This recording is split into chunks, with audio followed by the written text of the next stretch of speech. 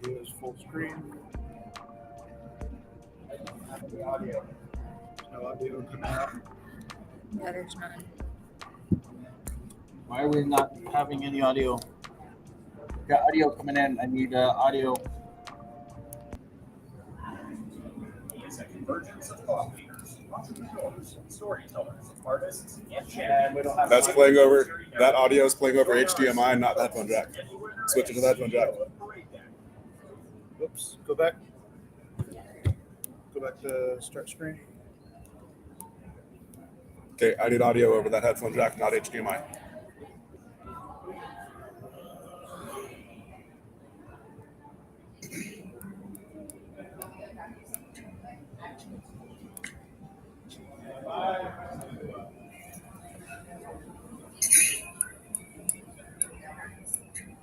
What's this? Go live. Okay. Okay, audio out over headphones. Okay, go ahead. Go live. Audio out over headphones. Okay, ready to go on video. Jamie, full screen. Roll video, please. Video rolling. Welcome to the opening day of the Military Influencer Conference. Thousands of military changemakers who are set to network, share groundbreaking ideas, and foster an unbreakable community. The Military Influencer Conference is the destination for those who talk fast and provide unwavering support within the military space. Yeah, this is the whole Entrepreneurs, storytellers, artists, and champions who shape the military narrative. Make sure that the music is turned off. And the winner and CEO of Parade Deck, Rico Player, and Tiffany Orner, COO, as they guide you on a mission to amplify the military voice. In the next 3 days, you'll encounter the vanguards of influence, the tip of the spear military podcasters, renowned authors, inspirational keynote speakers, innovative business owners, and many more trailblazers.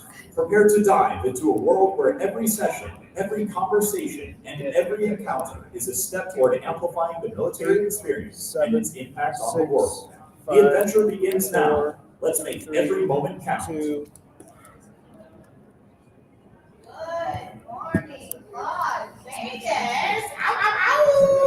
Welcome, everybody, to the Military Influencer Conference, and welcome to Parade Deck. Once upon a time, in 2004, the first podcast was launched, opening the door to a new world of storytelling.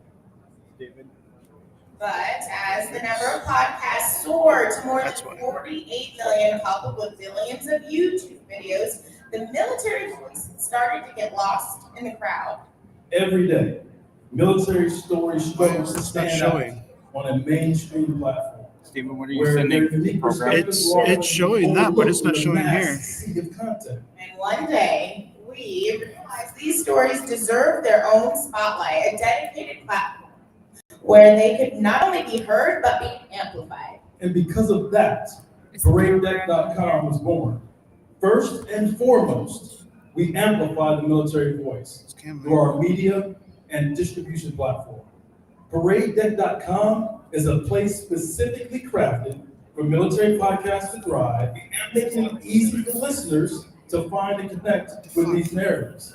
And because of that, military creators, storytellers, authors, speakers, and influencers now have a home to share their experiences without being drowned out by digital noise. So here we are today. We have 20 of our more than 100 what we call change makers that will share their voice. We showcase our Parade Deck, their insightful guests, all bringing unique perspectives to the military content creator space. So in all of that, Tiffany, yesterday things started to percolate. Met lots of folks, and I think the question was the same over and over again. Well, they had to, what is Parade Deck, and why Parade Deck? So anyone who's raised their right hand and swore to protect the Constitution and America's freedoms, unique things happened on the Parade Deck. Important things, transformational things. If it was something that was important to the command or to the individual, it usually happened on the Parade Deck. I can speak authoritatively for the Marine Corps, and I imagine it's the same for the Air Force. Yeah. Well, so what I like to tell everyone is Parade Deck is a platform, a space where everything we do, whether it's during our service or after our service, is shared and highlighted with love, intention, authenticity, just a place where we can go to be a part of that tribe, to be a part of something that, so much greater than ourselves when we raise our right hand, and among others, Let me know because so when you're often when ready. we get Switch out, to right, another camera. we miss that. Yeah. So it's for all of us. It's for those of us who serve, for those of us who continue to serve, and those amazing military spouses that supported us while we served. Yeah, and Tiffany, you talk about military spouses, and it's the family units that, when we talk about folks deploying, especially for Marines, we run to the sound of gunfire. And a lot of times that family network, that's what keeps the family going. Because if we're worried about the edge of the empire, the pointy end of the spear, engaging a hostile enemy, if we're worried about what's going on at home, that could lead to tragic consequences sometimes. So the entire unit serves when the person in uniform is serving. Yes, and we believe that, like I said, every single military voice should be heard. And so we are so excited to be here at the Military Influencer Conference 2023. As Rico stated earlier, we have over 20 of our change makers that are going to be on this stage celebrating and interviewing their guests. And on top of that, there's just so much greatness going on here. There's so many people that I haven't seen in a year here, so that's awesome. Through those doors over there, there's exhibitors. What do you say? What do you say, exhibitors? Well, they're sharing something. They're sharing all the things. Oh boy, here we go, guys. They're like Tiffany's one row. Yep, here we go. But no, it's just such a great environment. So many of us look forward to opportunities to connect like this throughout the entire year. So huge shout out to Cortez and Kathy and Martha and the team that really have been in this for the past few months, making sure all of the I's are dotted, T's are crossed, and providing us a home in Las Vegas where we can just be. And Tiffany, you have the advantage. This is my first day, so the eyes are wide open. So how much has this changed since the last time you were here? It's pretty consistent. I mean, the space, I don't know, I haven't, don't tell Cortez, but I haven't looked at like where everything's gonna be yet. I think I see a tonal whisper. Anyway, but no, the feeling is the same. The energy is elevated, and I'm just super excited to, get my hands dirty after this. See, with Tiffany, being the thermite energy grenade that you are, Ow! if you had some best practices or some tips for folks who are here for the first time, what would you say? Okay, these are the things that you should or must do. I would say, and obviously I'm biased, right? Burrito.com, but I would encourage everyone to come over here, scan our QR code, and join our Mighty community. So the Mighty community is the platform that Parade Deck uses to keep everyone connected. Because for those of us that have been here before, we know it takes us about 2 weeks to decompress So if you go to the after chat, this you can event, but actually after that, people it bring kind them of, up. you kind of lost going I had back. displayed a couple, but I said I had displayed a couple when we were meeting. But And just see everyone that was here. So I think there's over 1,200 Yes. of us service members and veterans and military spouses that are here. Join the Mighty community. Make sure that you're tracking. That's all of my advice, 1, 2, and 3, because this is a lot. You're gonna lose business cards. You're gonna forget. You're gonna be tired. And that's natural. And I think I would pitch to the I would say the growing podcasters specifically. If you're searching for a platform and resources are low or small or you're just not sure, the Mighty community is a great place to grow. Because we've got some folks who have 1 million subscribers, we have folks that have 500 subscribers. But in that community, there's the opportunity to connect, to train, to coach, to mentor, all through the Mighty community. It's a tremendous opportunity. Yeah, and some people have like 5 followers on YouTube, and I'm embellishing. But real life, I think I have 3. I'm pretty proud of that. But exactly, Rico, it's an opportunity to grow stronger together, right? Collaboration over competition, all day, every day, on the parade deck, in the Mighty community. We're here to love one another and lift each other up with integrity. And again, that authenticity, right? Not every story is pretty. Some of the stuff we went through sucks. Some of the stuff we're still going through is really tough. But here, you got us. You have your tribe. Yeah. Parade Deck's here, willing, ready, and excited to support you. So, other than that, I mean, we got some cool stuff going on. I got this app that I call. Was it WOVA? No, we Hoova. say it wrong. They say like Hoova. Oh. Anyway, if you're here at the Make, you gotta download the WOVA. We gotta download the WOVA app. WOVA. And there's just everything's available. All of the breakout sessions. Something later today is the recurrent military, forming, inspiring, and entertaining the military community. There's facing the fight, my stand against suicide. There's strength and support. There's just so many different opportunities that the recurrent team has brought here in one space. So I encourage everyone, go take advantage of it for sure. Without question.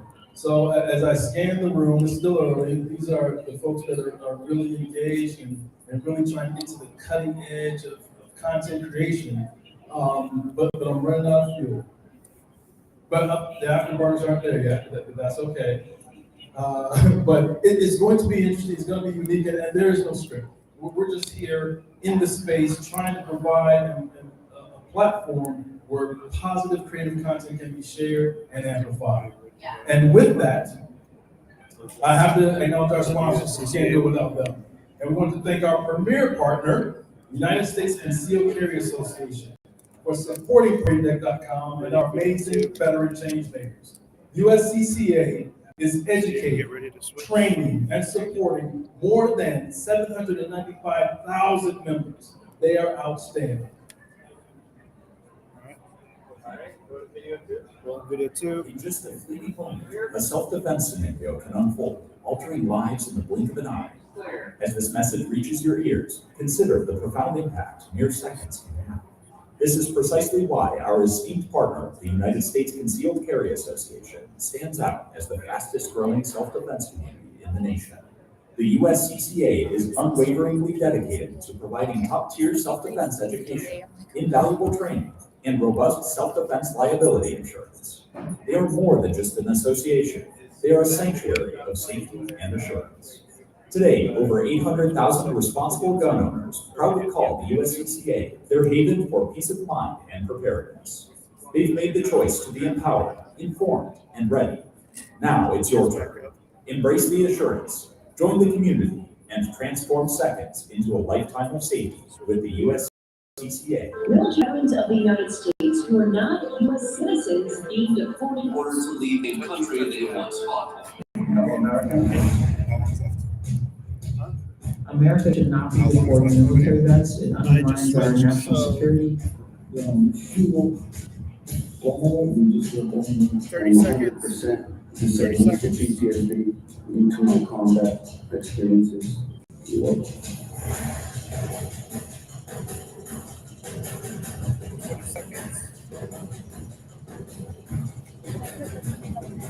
Currently, the only way to Can I put the coming up next? This is the only way European knowledge is going to get. 9, 8, 7, 6, 5, 4, 3, 2, 1. Take it back to stage. Great day, hallelujah, happy to be here. Brother, it's great seeing you, Terrence. For those folks who don't know who you are, just tell us a little bit about yourself and what you do for our great nation through the VA. First of all, That is Terrence now. Right? I'm very proud of that. To all the soldiers here at MIC. Wait, is that school? That's Army school, I right? got to give a shout out to my soldiers in the building, so I say who. But yeah, I'm the press secretary of the Department of Veterans Affairs. Been there since day one when A little bit more audio, President a little Biden bit more put me volume. into that position in January 2021. Get a little more Very volume. excited to be in that position. Out of Do the what main- out of the we main do at VA. speakers. And I'm very excited to be here at MIC so I can chat with as many people as possible to educate them on what it is VA is doing for them. Okay, so let's talk a little bit about what you did when you were on active duty. What was your job on active duty? Similar to kind of what I do now. Public affairs, I was a public affairs soldier my entire military career. Finished my last time, 5 years in the Pentagon. You know, somehow we all tend to go to a Disney World at some point. And I was working for the chairman of the Joint Chiefs as well as the senior enlisted advisor to the chairman at that time. And then I decided to hang the uniform up. And but I've been a public servant for my entire adult life. I joined the Army at age 17, and I've been doing this public servant thing since then. So it's in my blood, it's in my DNA. Outstanding. So let's talk a little bit about your transition. Did you have a strategy, a battle plan where you were taking the uniform off? Can you describe This guy's that a name little bit? is Yeah, transition. You know, it's tough for everyone. I think, but I think the one thing that really helped me and positioned me is I had some very good mentors along that path. And then And one of the things that they told me was, you know what, write out your plan. And I wrote out my plan even before I knew I was going to work Army. right now we've So I'm talking like 3 or 4 years in advance of deciding that it was time to leave. And I adjusted that plan here and there. But again, I was all about sticking to that plan, putting a plan in place. So once that day did come, and I knew that now was the time for me to kind of fade away. I was in a very good position to follow that plan. And again, there's hiccups along the way. You learn, you adapt, you adjust, just like all good military service members tend to do. But again, I really believe that because I was able to draft that plan well in advance and be able to have those positive mentors and really put in place those networks, which is critical for events like this to network. I was in a really good position. Just listen to his cues when he's like, so Terrence, let's wrestle with the elephant in the room and the VA reputation as grandpa. That's the cloud that hangs over 90% of the time. And I know for a fact, just because of the rapport we have, the VA is making a turn and is conscious of what's going on and what perception is theological. Yeah, this is no longer your grandfathers or grandmothers. You know, we are being, If you need to play that video and you're out on the how we engage our veterans. Again, that's why we're here today. Or we're going to be here this entire week. We going to where veterans are. So that's critical. No longer, you know, do we want to slap something on a website, put something in a newsletter, and hope and pray that a veteran and their family members or caregivers find that information. We're going exactly where our veteran population is, whether it's young veterans, older veterans, veterans of color, women veterans, LGBTQ plus veterans. We're going exactly where our veteran clients are so they can get this information. Because at the end of the day, we would love every single service member transitioning from the military to come into the VA healthcare system to get those benefits seamlessly. And that's our goal. That's the goal of Secretary McDonough. So that's what we've been trying desperately to do over these past 2.5 years. Well, part of that change, which BraveNate.com can testify to, is that we now live stream the press secretary's press conference, not the secretary's press conference. And, you know, like you said, getting out and touching more veterans where they are, it's a Herculean task. It took a while to get there, so it's going to take a while to turn the ship, and we get that. Now, the PACT Act, what kind of momentum did you see as you all reached out to veterans that are impacted by the PACT Act? Yeah, the PACT Act is the most, I would say, the most comprehensive piece of legislation that hit VA as like 30 to 40 years. It's brought so many new veterans into our healthcare system. As of today, we have more than 1 million new healthcare enrollees because of the PACT Act. 1 million? Over 1 million new healthcare enrollees. That's just on the healthcare side of the house. When it comes to the benefits side of the house, we have already received close to 2 million claims because of the PACT Act. Now, remember, the president signed the bill into law August of last year, but we were unable to process claims until January 1st of this year. So hence why there's a little gap there. But we've been able to process close to 500,000 of those claims so far, leading to a 79% grant rate. So when folks are submitting their claims for many conditions, especially many of the conditions now that are presumptive, now they're getting those claims back quicker, swifter, and we're getting to yes, like we should be, like we should have been in the past. So we're excited about the PACT Act, and we want anybody who has not heard about the PACT Act to please look us up. Go to va.gov/PACT. You can find all the information there, all the presumptive conditions there. If you can give those presumed conditions, and you can show that you were in those said locations, it's slam dunk. That burden of proof is no longer on the veteran, and that's what we're excited about.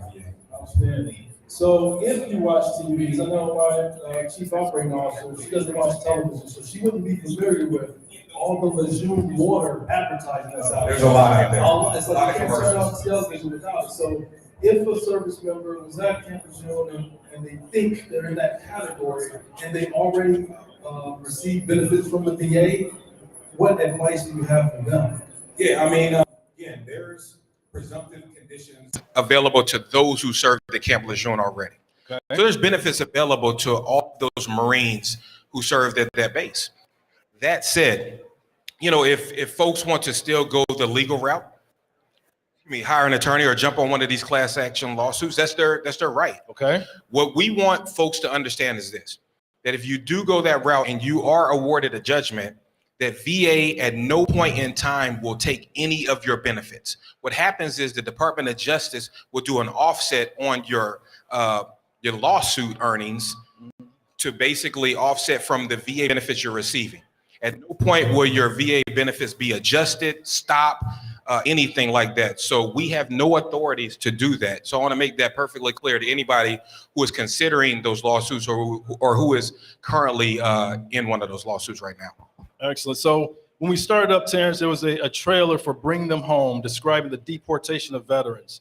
One of the pillars of Parade Deck is to support our change makers, and this film is a great example. The veteran team that created this film recognized a problem and now building a solution. Now, briefly looking at that and seeing, I didn't know that this was an issue. Are you familiar with this?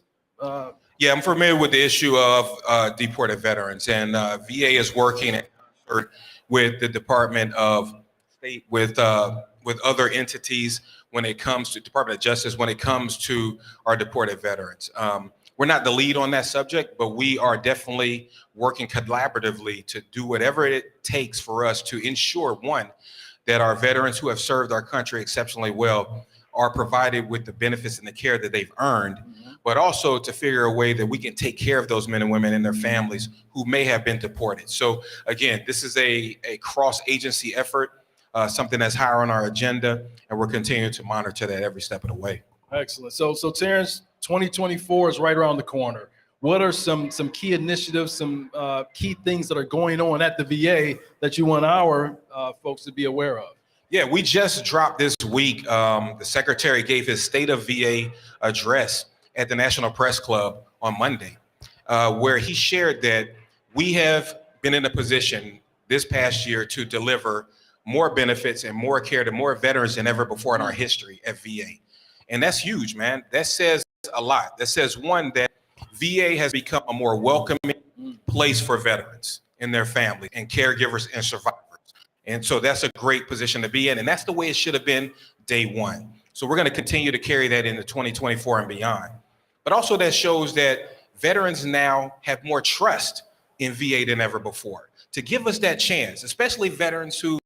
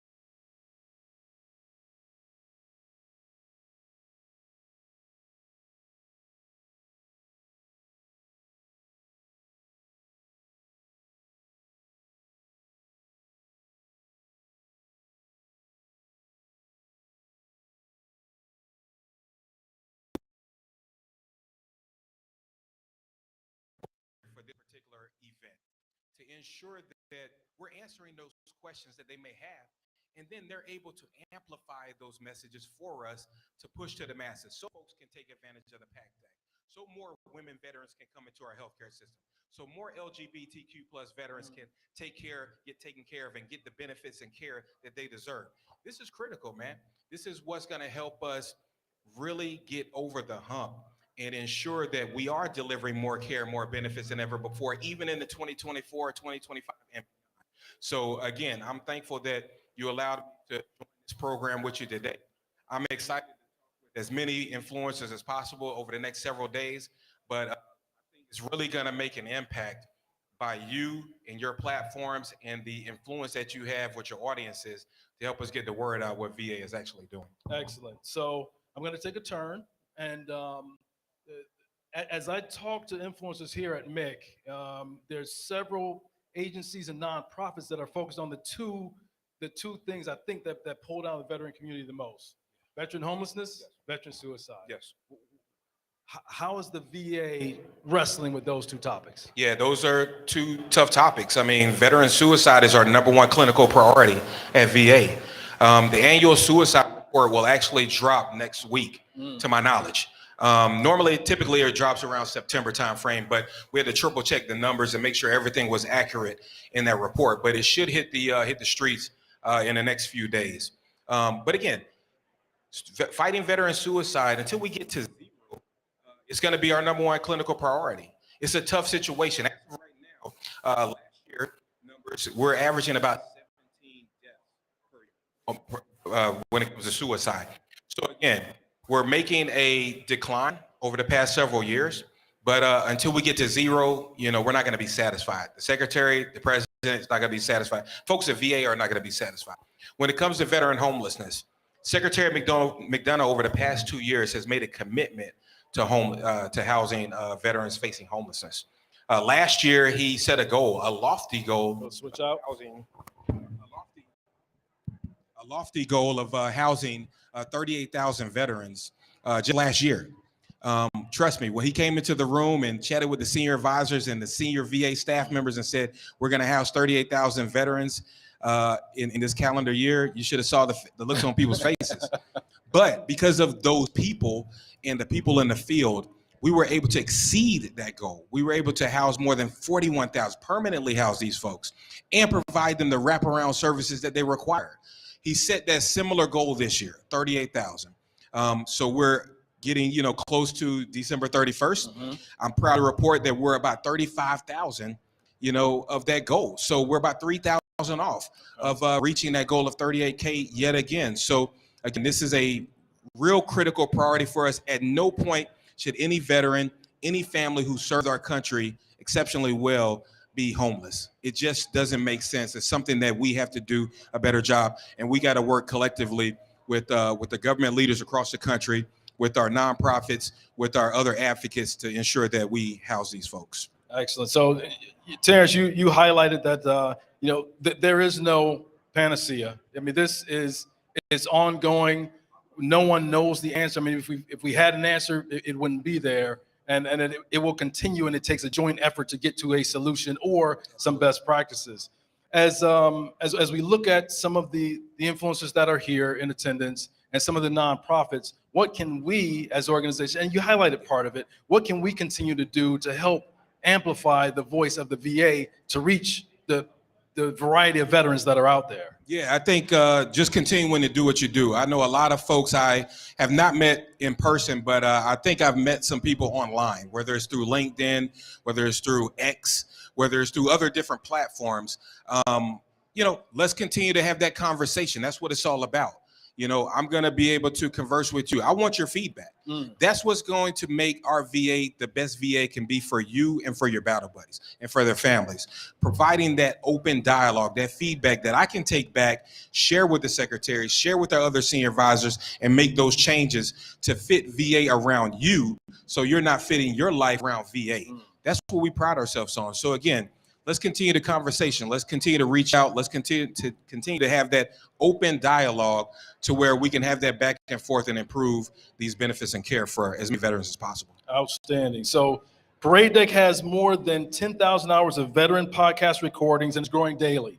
In fact, we launched our Apple TV app a few weeks ago, showcasing this content to those wanting real and authentic voices from the veteran community. Do you think the VA would benefit from this type of content? And we will provide the TVs. Yeah. We just need the access to the VA. Yeah, I think we've already been working together. I mean, especially like you highlighted earlier, the fact that you're airing our press conferences monthly. This is our 11th secretary in history, the first one to actually do routine monthly press conferences with the press. That's how we account to you. And now you're airing those for us, pushing those out the masses so folks can actually hear directly from Secretary McDonough, hear directly from VA, to hear exactly what it is that we're doing, what we're challenged with as well. So I think it's a great thing. I think, we definitely continue to collaborate together. And I think this is just, touching the tip of the spear. And I'm excited for us to continue to work together. Excellent. Well, Terrence, thank you. Really appreciate you being here. As we continue to grow and evolve and share the voice of military change makers and the voice of the VA, just know that ParadeDeck.com is watching, here to help and we want to take it to the next level. So really appreciate your time. Truly appreciate it, my brother. And thank you for your service. All right. You caught me off guard with that one. So next on the parade deck is our own Tiffany Orner and her guest, Evie King, the 2023 Armed Forces Insurance Spouse of the Year. But first, please, I want to take time to thank another one of our sponsors, VetTix. VetTix, thank you for providing more than 19 million event tickets to our military community. VetTix.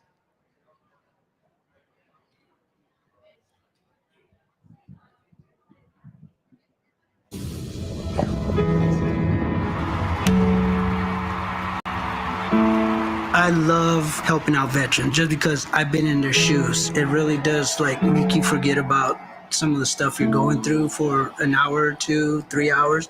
You know, there were a lot of things that were missed, birthdays, holidays. So it's sort of a reward for everything that you had to give up previously. It's hard to be able to take your family anywhere. Like the costs involved and sort of all of those barriers, they kind of remove that barrier and allow you and your family to kind of eat and do something out and just cool experiences. I've seen the Islanders, I saw Taylor Swift, I saw Kenny Rogers. I would not be able to go to these events if it wasn't for VetTix. You know, being a middle class, kind of, work paycheck to paycheck like so many Americans do.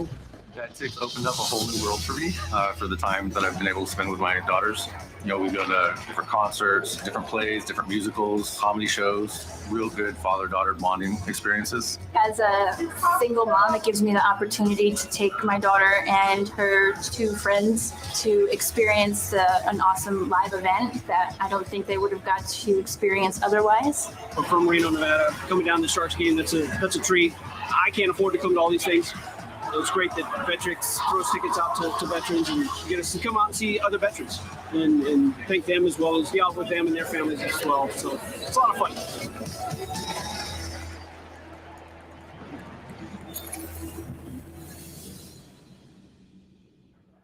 All right, we are back. And to my left, we have a parade deck change maker, Demetrius. Tell everyone who you are. Hey, what's going on, everybody? It's that ordinary podcast with the extraordinary thoughts that tells you to stop being great and be extraordinary. I'm Demetrius Thigpen, also known as Meech Speaks, live at Marine Corps Influence Conference over at Parade Deck. What's going on? Yeah, you said Marine Corps, but that's okay. It's okay. What branch were you? I'm United States Marine. Oh, well, that's why. Like, and plus come on, Marine now. Corps birthday, y'all are losing your minds on social media. Come on now. Because that's what y'all do. Come on now. All right, Proud of that. Meech, tell everybody what made you join the parade deck? Why was that a good idea to you? Community. One of the biggest things, and I'll get sent a sponsorship or I'll get sent a partnership, and it's always, hey, Meech, let's support this project, or hey, Meech, can you do this? But the biggest thing with Parade Deck is that it was community. And why wouldn't you want to be surrounded by people that are just like you, that understand it just like you, that face some type of hardship just like you have, and here they are pursuing their dream. So to be surrounded by like-minded individuals, I think that's one of the biggest things, especially when they say find your tribe. Yeah, that was one of my biggest struggles when I got out early 2000s. I felt lost. I moved to upstate New York, and as Napoleon Hill puts it, hypnotically drifted for a really long time. I just couldn't find my why. I couldn't find my people. So in 2018, started working with military again, and it's just, the rest is history. So tell everybody about your podcast. What do you talk about? Where can they find you? Obviously on the parade deck, but who are some of your guests? All right, absolutely. So I'm Demetrius Thigpen, also known as Meech Speaks, and I host and I'm co-creator of the Talking Crazy podcast, a podcast dedicated to talking about mindset, motivation, and what it means to be human. So let's just break that down a little bit real quick. All right, so first things first, we talk about mindset. All right, now we all understand what mindset is. You got to have a good mindset to keep going. But I also talk about exactly what happens when you have a bad mindset and what it looks like when you fail. Now let's talk about the motivation aspect, because we'll sit back and we'll say, be motivated, find motivation. But what happens when that motivation fades? And here on the Talking Crazy podcast, that's something that we always want to talk about. And lastly, that being human aspect. And see, the being human aspect, if you don't mind if I talk crazy just for a second, that being human aspect, that's that mental health, that's that emotional piece that we don't want to talk about on a regular basis. But I'm gonna just keep it 100 real quick, because that being human aspect, everybody's a top tier performer where they're at. But that anxiety you don't want to talk about, that depression you ain't gonna talk about, that moment where you're the first person at work and the last one to leave, you ain't gonna talk about. So we talk about the being human aspect and the intricate details of what makes us who we are. I also co-host that with a clinical psychologist, Artavius Merritt, also known as RT. I love that. And the fact that you have a clinical psychiatrist, that's huge. Yeah, thank you. That's huge. So thank you for being thoughtful and getting someone with the receipts that understands some of the stuff that we go through that can help break that down for us. Because often we feel siloed in our feelings, especially if we're not around other military members, veterans, military spouses. You start to think you're the one that's crazy. So that's awesome. Thank you. 100%. And I think one of the biggest reasons why I felt like it was almost mandatory that I felt like it was mandatory that I can't correct and have my shit together. And you see it on a regular basis, especially on social media, where you see these social media gurus where they get online and they'll tell you what you need to do or how you need to do something, but they're not accredited. So who am I to sit there and try to talk about mental health, but I'm not accredited? I can talk about mindset. I can talk about motivation because trust me, I know that. I know motivation. Yeah.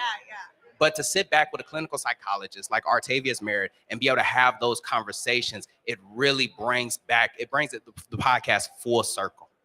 Yes. All right. So I guess looking forward into 2024, your crystal ball, what's the growth that you want in 2024 for your Talking Crazy podcast? The biggest growth, and I say it every single time we close that episode out, is that this podcast was dedicated to helping somebody become a better version of themselves, and I don't know who that is. I know that just like we need more sleep, just like we need more money, just like we need more of anything in life, we deserve to be better. So that the growth aspect is to grow further and to be able to push it in front of more people so that way they can hear it. I love that. Well, thank you, brother, so much for hopping on with me. I appreciate you, and we will see you on the parade deck later this week, correct? Very soon. Very soon. Too easy. All right. Love you so much, and I'll see you later. Thank you. You're welcome. You're welcome. Joe, where you at? You can bring your camera. It's all good. Are we in there? So this gentleman is just a creative genius. Are we good? Okay, now we're good. A creative genius. He's humble. He taught me everything I know about, what that whole Instagram thing is and what it does and its importance and all that. And I'm just honored to be standing here with you because I tracked you didn't even know it. So if you have podcasters, change makers out there who are looking to establish their brand, do you have any pointers for them as they get started, especially on Instagram? On Instagram, I think that a lot of podcasters can take their long form, 1 hour, 2 hour long podcast. Nobody's going to listen to a 1 hour podcast. Right. Especially on Instagram, where people are just scrolling and trying to get their, quick dopamine hit. Okay. That's where a lot of short form content will come in handy for a lot of podcasters. So Joey, what got you interested in doing what you do? So I got a really good mentor and he taught me everything that I know about social media. And, so I'm just trying to share that knowledge with military members. So this is the second time. So we had the VA press secretary, Terrence Hayes. He talked about mentors. You mentioned mentors, and I can't help but shamelessly plug C1B1 on the Parade Deck platform. What that does is a location where when I was in uniform, I didn't see a whole lot of senior folks who looked like me, and that was kind of discouraging. So instead of complaining about it, I tried to become one of them. But in going through that terrain and navigating those waters, if I had someone that who looked like me and I could ask some of those questions, that would have been helpful. So on the Parade Deck platform, paradedeck.com, there's C1B1. We reached out to recruiters and said, hey, as folks go to sign the dotted line, some of them may, get a little itchy or hesitant. You can go on our site, see someone who looks like you is interested in what you're interested in doing, connect with them, and perhaps they can talk you through some of those things. So mentorship is absolutely critical. In your creative process, is there a battle rhythm to what you do or a standard operating procedure to how you create content? Yeah, so there's a bunch of systems and processes put in place where I only have to film and then I pass it off to my editors and then they do everything for me. So all of my videos are, done by my editors. I used to do them all myself, but hiring out is like the best thing that I've ever done because it saves you so much time if you're not editing your videos. So you upgraded. No, I mean, it doesn't cost too much. I remember I started off with just $100 per month with my first TikTok editor. So yeah, there's definitely ways where you can negotiate with people that are trying to get started with editing, and then they're just getting started, so they'll charge less, and then that's where you can really get a win-win situation. So I've seen, and it's Marine Corps specific as Marines. Marines follow Marines, but your man on the street or person on the street Q&As are where do you get your questions for those? So I've seen you a drill instructor, swimmer, combat swimmer, corpsman. I mean, and your questions, you put them on the spot. I mean, do folks send you questions for those segments? Yeah, I mean, I get inspiration from comments on my videos on what people want to know. And then I also just think about, what's kind of controversial. So I remember one of my videos, I asked, is the military too woke? And so that video did pretty well because, it's controversial. Not everybody wants to talk about that. So, is the military too woke? And how did that go over? What kind of feedback did you receive from that question? I think there were a lot of veterans that were saying, yes, the military is too woke. And then there was also the other people that are saying, no, it's not. So it was just like a huge battle in the comments. So what's one other controversial question you put out there? I've tried to ask a lot of controversial questions before, but they don't always give an answer. So another example would be oh, what do you think about the military allowing us to drink alcohol but not smoke weed? And so that was something that I asked, and they weren't too comfortable answering that one. So wow, okay. And what about the Lance Corporal Underground? Do they send you questions that they want asked? Oh yeah, all the time. Yeah, but I mean, those are obviously Marine Corps enlisted questions that are way too inappropriate. So, so on this platform, is there can you share some of the inappropriate questions they asked? I'm kidding. I'm just kidding. But Joe, thank you. Just wanted to grab you, take you out of your element, make it weird, because my CO, she said to make it weird whenever we can, and that's what we plan on doing. So thank you very much, and enjoy the conference. And I see a lot of content from you coming out of this, right? Yes. Absolutely. Yes.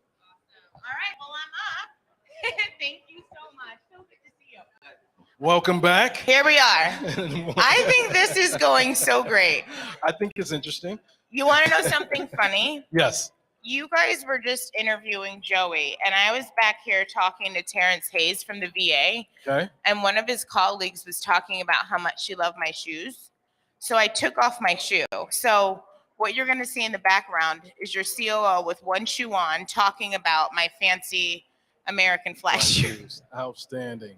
But this is it, right? This is the raw, uncut part of Parade Deck. And that's what I want to focus on, is making sure that our potential change makers and those interested in joining the Parade Deck understand it is not pretty. It is not perfect.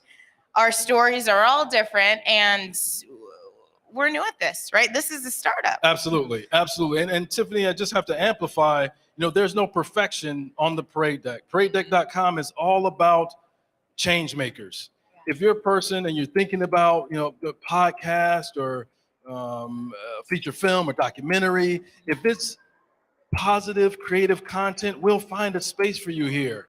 And you say, well, I go to the Parade Deck and it's kind of like, what do I do? Stop, become a change maker, and we will train, mentor, and coach you through the process. There are no guarantees. What we can guarantee is that we can train, coach, and mentor you through. But if you're not, Will Smith or Jada Pinkett or Madonna or Oprah, the bajillion followers you're looking for, don't come here if you're trying to find that, because that's unrealistic. Yeah. But if you're looking to nurture and grow your craft and get your message out there, then there's a space for you on ParadeDeck.com. Yeah, there's so much opportunity. And looking into, our 3 to 5 year goal, I want Parade Deck to be the #1 platform for all veteran-owned businesses, right? So if you go to Texas and you're in San Antonio, you want to find a veteran-owned fill in the blank, go to Parade Deck.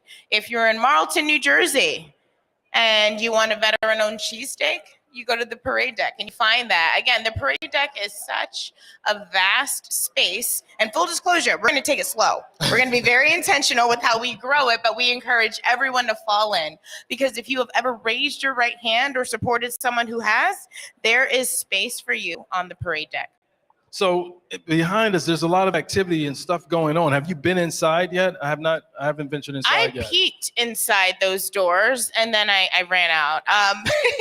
But no, there is a lot going on. We're slowly starting to get this train moving when it comes to the Military Influencer Conference. But like I said earlier, so much to look forward to. I think tonight is the rooftop welcome ceremony. I think that's sponsored by USAA. That sounds like a Liberty risk waiting to happen to me. Yeah, so I don't know. There's a lot. There's a lot going on. Super excited to.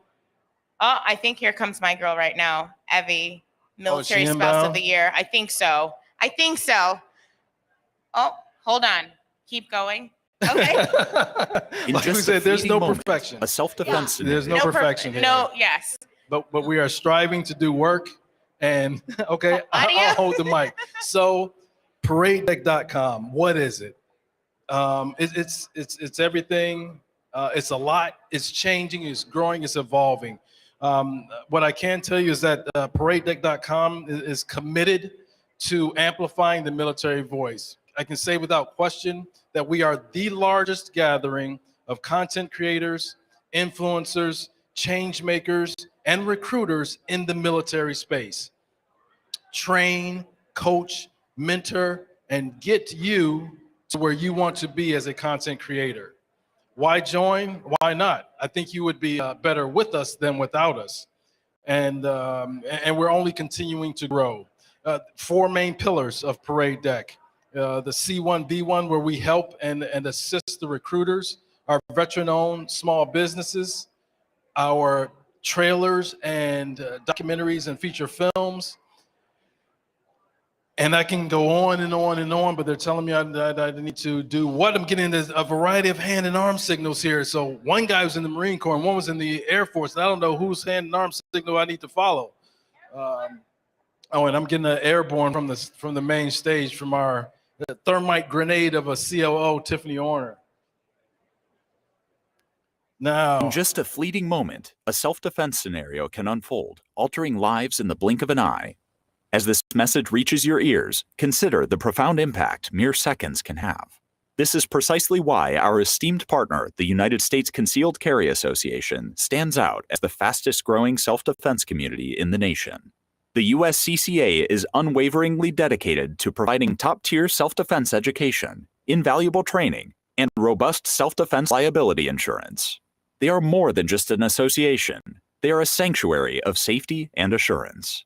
Today, over 800,000 responsible gun owners proudly call the USCCA their haven for peace of mind and preparedness. They've made the choice to be empowered, informed, and ready. Now it's your turn.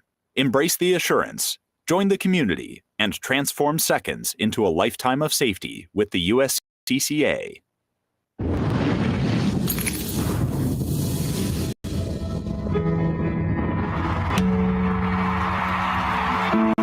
I love helping out veterans just because I've been in their shoes. It really does, like, make you forget about some of the stuff you're going through for an hour or 2, 3 hours. You know, there were a lot of things that were missed, birthdays, holidays. So it's sort of a reward for everything that you had to give up previously. It's hard to be able to take your family anywhere. Like the costs involved and sort of all of those barriers, they kind of remove that barrier and allow you and your family to kind of eat and do something out and just cool experiences. I've seen the Islanders, I saw Taylor Swift, I saw Kenny Rogers. I would not be able to go to these events if it wasn't for VetTix. You know, being a middle class, kind of, work paycheck to paycheck like so many Americans do. VetTix opened up a whole new world for me for the time that I've been able to spend with my daughters.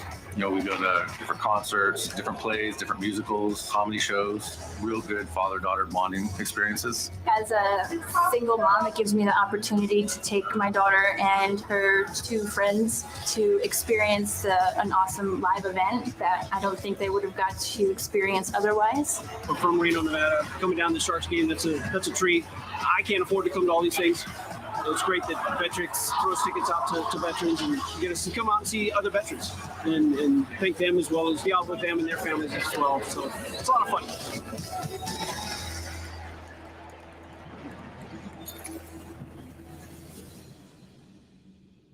Military veterans of the United States who are not U.S. citizens being deported In order to leave the same country they once fought for. Fellow Americans, America should not be deporting military vets. It undermines our national security. You know, you feel thrown away. You just feel thrown away. I am 100% disabled for PTSD due to my combat experiences. You're welcome.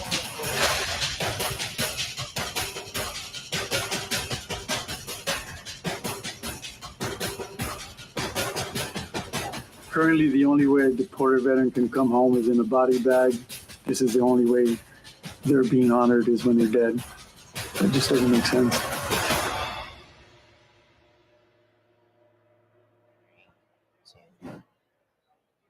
All right. So guess what, Rico? Chicken butt? No. No. So I want to talk a little bit about what I love, which is my nonprofit. Okay. Forever Warriors. I don't know a lot about Forever Warriors, so this is perfect opportunity for me to take notes and get smarter on it. Yes. So I kind of fell into nonprofit life, and I'm so thankful for it. Forever Warriors is a private foundation that is stood up and powered by an automotive company in the Florida Panhandle. So I'm not here to rework the wheel. Instead, what I do is I find VSOs and MSOs that are operating with integrity, and I bring them together, kind of like a concierge. They're here. They're me. I'm here. I have the photos booth sponsorship over there under my Forever Warriors hat. So for those of you here at the MIC, please go over to the photo booth, take a photo, and follow us on social media. Thankfully, I'm a private foundation. I'm not looking for money, just looking for love. Outstanding. Outstanding. Yes. So tell me about what you do outside of PD. Feature films and documentaries, and that transition started, last year after I retired from the Marine Corps. And my mentor, we've been talking about mentors all day this morning. Spencer Proffer, he is not a veteran, but he is a civilian who loves veterans, and he loves the voice that we bring to the creative space. And we worked on 2 documentaries. The first one was The Day the Music Died, Don McLean's American Pie. And we unpacked the lyrics behind that song. And my involvement, I was the military technical advisor for the piece. And the second one was Reinventing Elvis. Not an Elvis fan, but I learned a whole lot about him, and that he was a Army veteran, and that just went through the file footage of that product. And both of those are on Paramount Plus right now. And the other thing that I worked on was with Frederick Marks, renowned for Hoop Dreams from back in the day. And he, not a veteran either, but a civilian who cares about the struggles in the veteran space. We call those people patriots. They may not have served, but they support us. Frederick Marks is without question a patriot. And he took his expertise and found some veterans who suffered from suicidal ideations, who attempted suicide, who were sexually assaulted.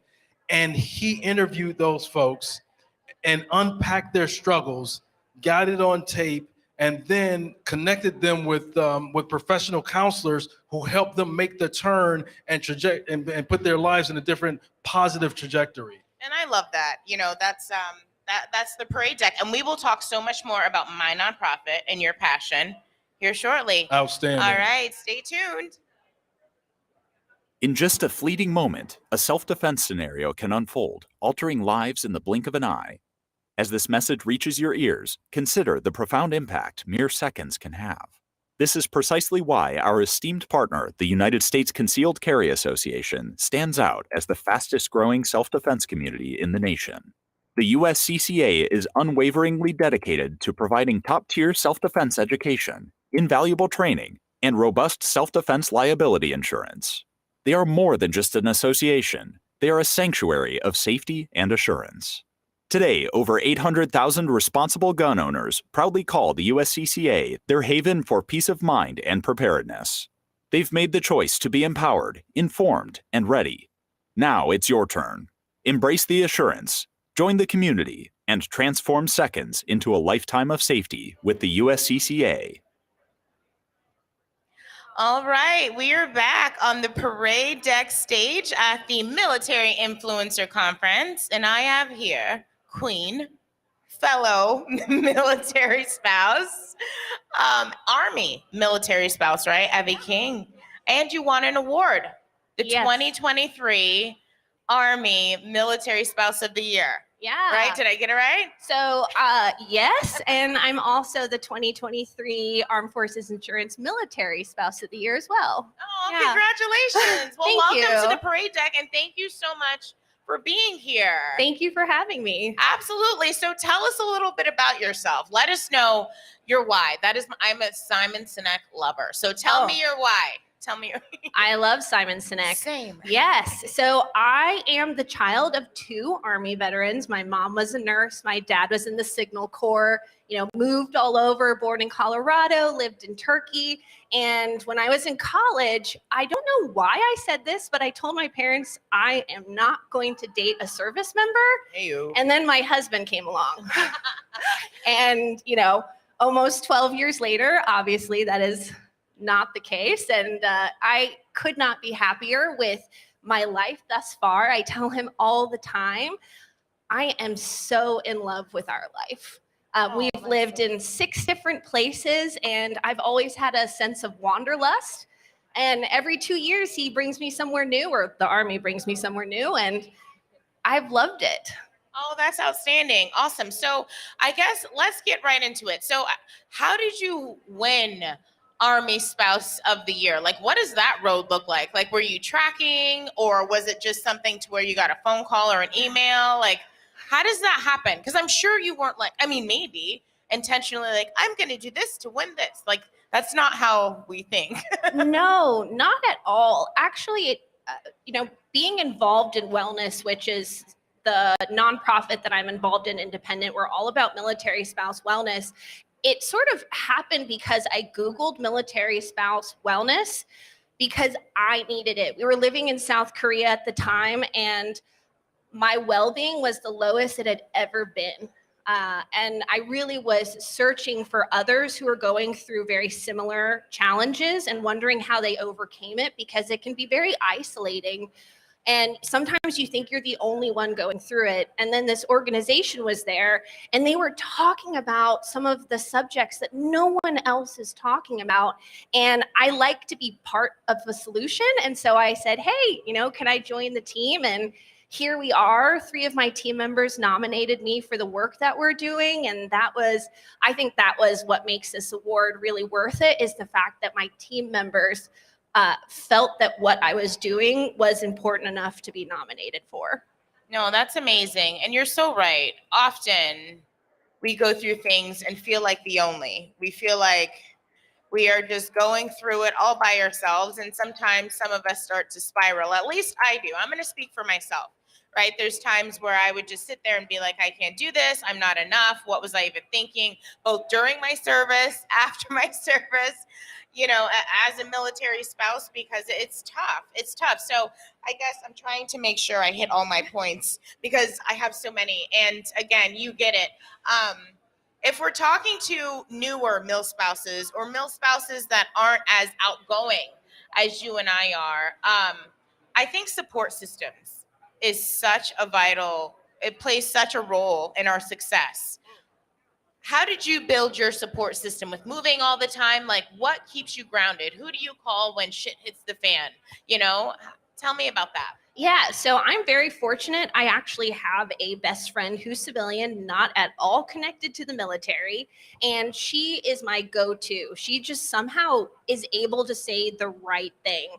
But I do think it is extremely important to ensure that we have friends in the locations that we're moving to. And it's okay if there's circumstantial friends. That's something that I really struggled with at first, is you would have these really rich friendships in a certain duty location, and then you would move and then you would never talk to them. And it made me question the authenticity of that friendship. But it was what we needed at that time. And we're still connected. And like many people watching who are, military connected, you see each other years later and it's like no time has passed. So those friendships are still important. Something that I do, so I don't have children, my husband and I don't have children, and every time I move to a new duty station, I look for groups that are child-free, or they have events for children, for people, who don't have children, or they're more for like adults.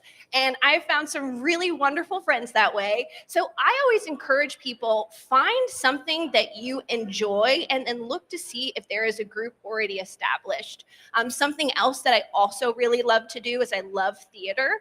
I love acting, and I have been able to act in certain duty stations, and I've gotten to meet just the most incredible people, some local, some military, some who have lived in that location for generations.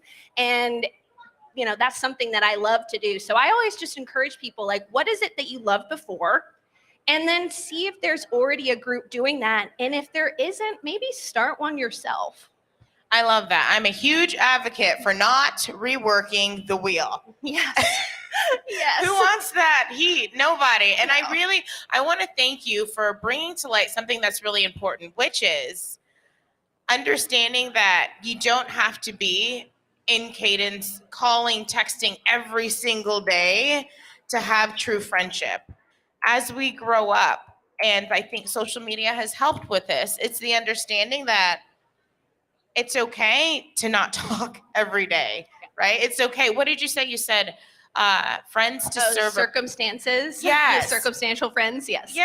And I think that's important. I think that's okay, because if you think about it, especially being a military spouse or a military member, could you imagine the guilt and the heaviness and the weight of trying to keep in touch with every single person that you've ever met? So I tried. It does not work. It does not serve. No, not at all. Yeah, no, I love that. So thank you for bringing that out. Now, how do you manage your career and your goals with having to relocate and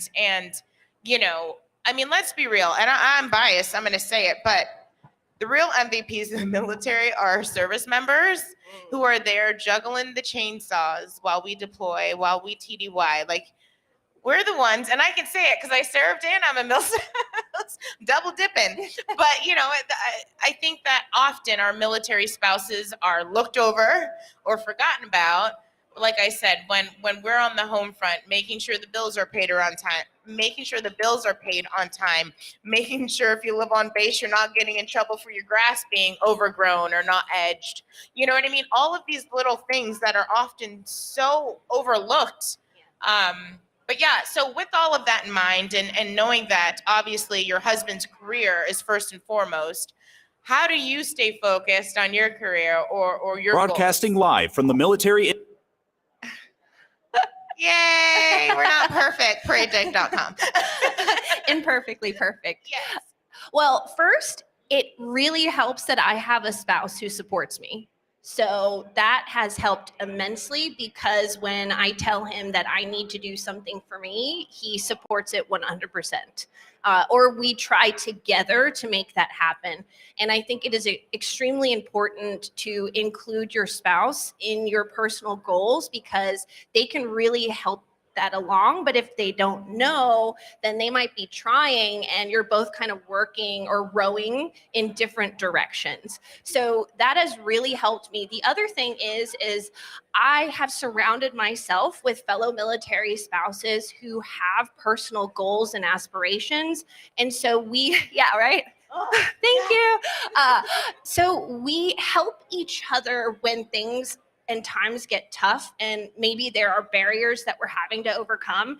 And again, not recreating the wheel, someone has probably dealt with that. So crowdsourcing and seeing how to deal with that situation, I just think is extremely helpful. So being surrounded by people who want to personally grow and develop themselves has been extremely important in my personal development, because they help bring a chair to the table and then help give me a voice, and then I pass that on. So that's been really important, and something that I think is wonderful about the military spouse community is when you find those people, they don't have a scarcity mindset about opportunities. And they connect you with the people, the companies, the organization, or the community that you need in order to succeed. I love that. I love that you said that the tribe, I'm sorry, I'm Squirrel, that's your COO, folks. But no, that's really important. God, I love that. Yes, your tribe. And thankfully, I've done that in Fort Walton Beach, Florida. Goal-oriented people. And when you surround yourself with people that have a purpose or know their purpose, and they're actively focused on not being in the same place that they were, right? Being better than they were yesterday, it's a game changer. And, you know, I wish I could tell 20-year-old Tiffany that. Because often, you know, when you're young, you're just looking for co-signatures, right? People to co-sign your crazy, not in a good way, but I think that's a good point for military spouses. It's like, you got to surround yourself with people that you're hoping to one day emulate or that can add value. So yeah, and then that scarcity mindset, no, thank you. There's no time for that. That drives me bananas when people think, you know, well, if I share this with you, no. Right, that it'll be something less for them. I don't understand that. I feel like we grow. There's no expiration on how many opportunities there are in the world. And the other thing that I think is really important is that don't wait. Kind of going back to one of your other questions, something I would say to a new spouse is don't think that you have to wait until after your service member leaves the military to start living your dreams. Life is too short. You can live them now. Yes, your road might be a little bit windy, but I started out in corporate accounting. I am not doing that now, and I am so grateful. I think, you know, new military spouse Evie thought her career was going nowhere once she got married, was going to live the stereotypical military spouse life. And then I realized that I did not need to wait to make this life what I want it to be now, and not when my spouse gets out. And that's just made this experience so much richer. Yes, and that's a huge one. And thankfully, the communities in which we live, they're ready to support. I know that there's a few different VSOs or MSOs, and that's veteran service organization and military service organizations that focus on the military spouse, because often we're either unemployed or underemployed. So, you know, definitely engage and like you said, don't pause, don't wait. I love that. I'm like, where were you 20 years ago, Abby? But everything happens for a reason, right? And if I didn't have those struggles, I probably would not be here.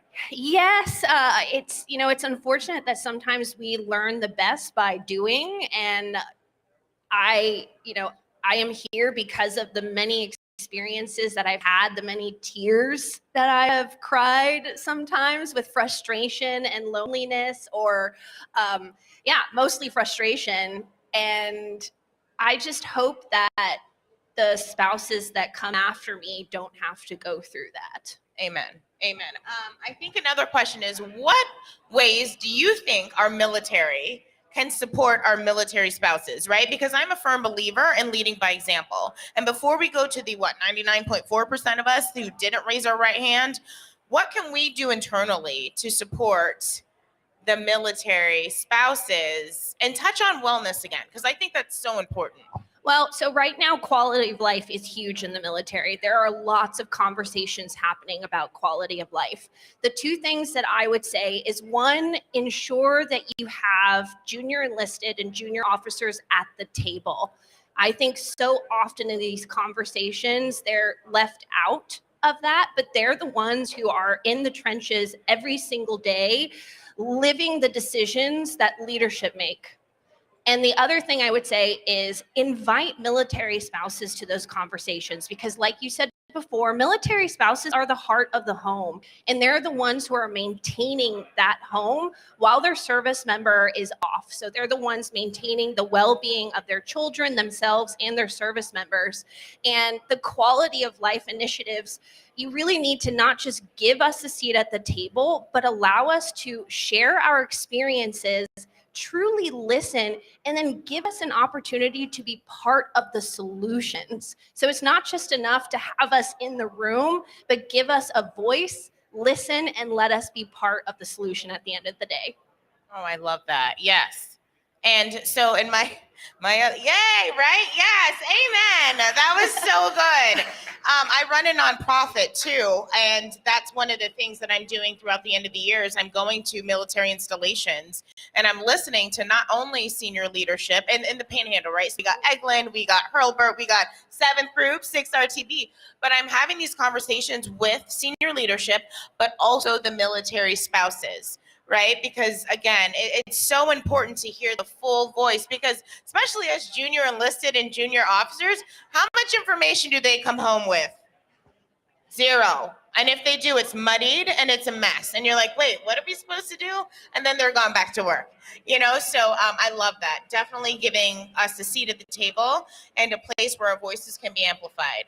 I want to talk about another thing, wellness and options for alternative modalities. And I mean like, I mean, everything. Everything. Alternative modalities, you can say anything that's not in your traditional Western medicine. Correct, You know, I would yes. even say that acupuncture would be an alternative modality, which I know that the military is exploring more. We were at Leavenworth and you could actually get acupuncture done at the military clinic on base. I was blown away by that.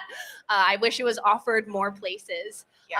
But what I think is great about alternative modalities is it opens the options that you have to find something that fits with your life wherever you happen to be. Because, for example, I always tell people my favorite form of self-care is theater, right? Where I'm currently at, though, I do not have that option. So I could sit there and just be really upset, which there's a little part of me that will always be upset that I can't do that right now. But I had to find something else to fill that part of my self-care that I wasn't getting once we moved. And so when you start looking into these alternative modalities, I think earlier we were talking about an organization that takes veterans surfing. Yes, shout out to Surf Brigade, my guy, Kevin. I love him in Fort Walton Beach area. He brings us mostly special operator vets out surfing. It's a 6-week program and it's just to get back. You know what I mean? Like, it's just so beautiful because the ocean and the sand and it just centering and again, bringing it back to whether, you know, it's grounding or whatever. Right. It's not a pill. Right. You don't need to go to the. No. Yeah. We've been actually exploring forest bathing, which is not taking a bath in a forest. No. But it's getting out in nature and really taking it in. You can sit in your backyard, put your bare feet in the grass, close your eyes and just listen for 5 minutes. And already your mental well-being will be uplifted.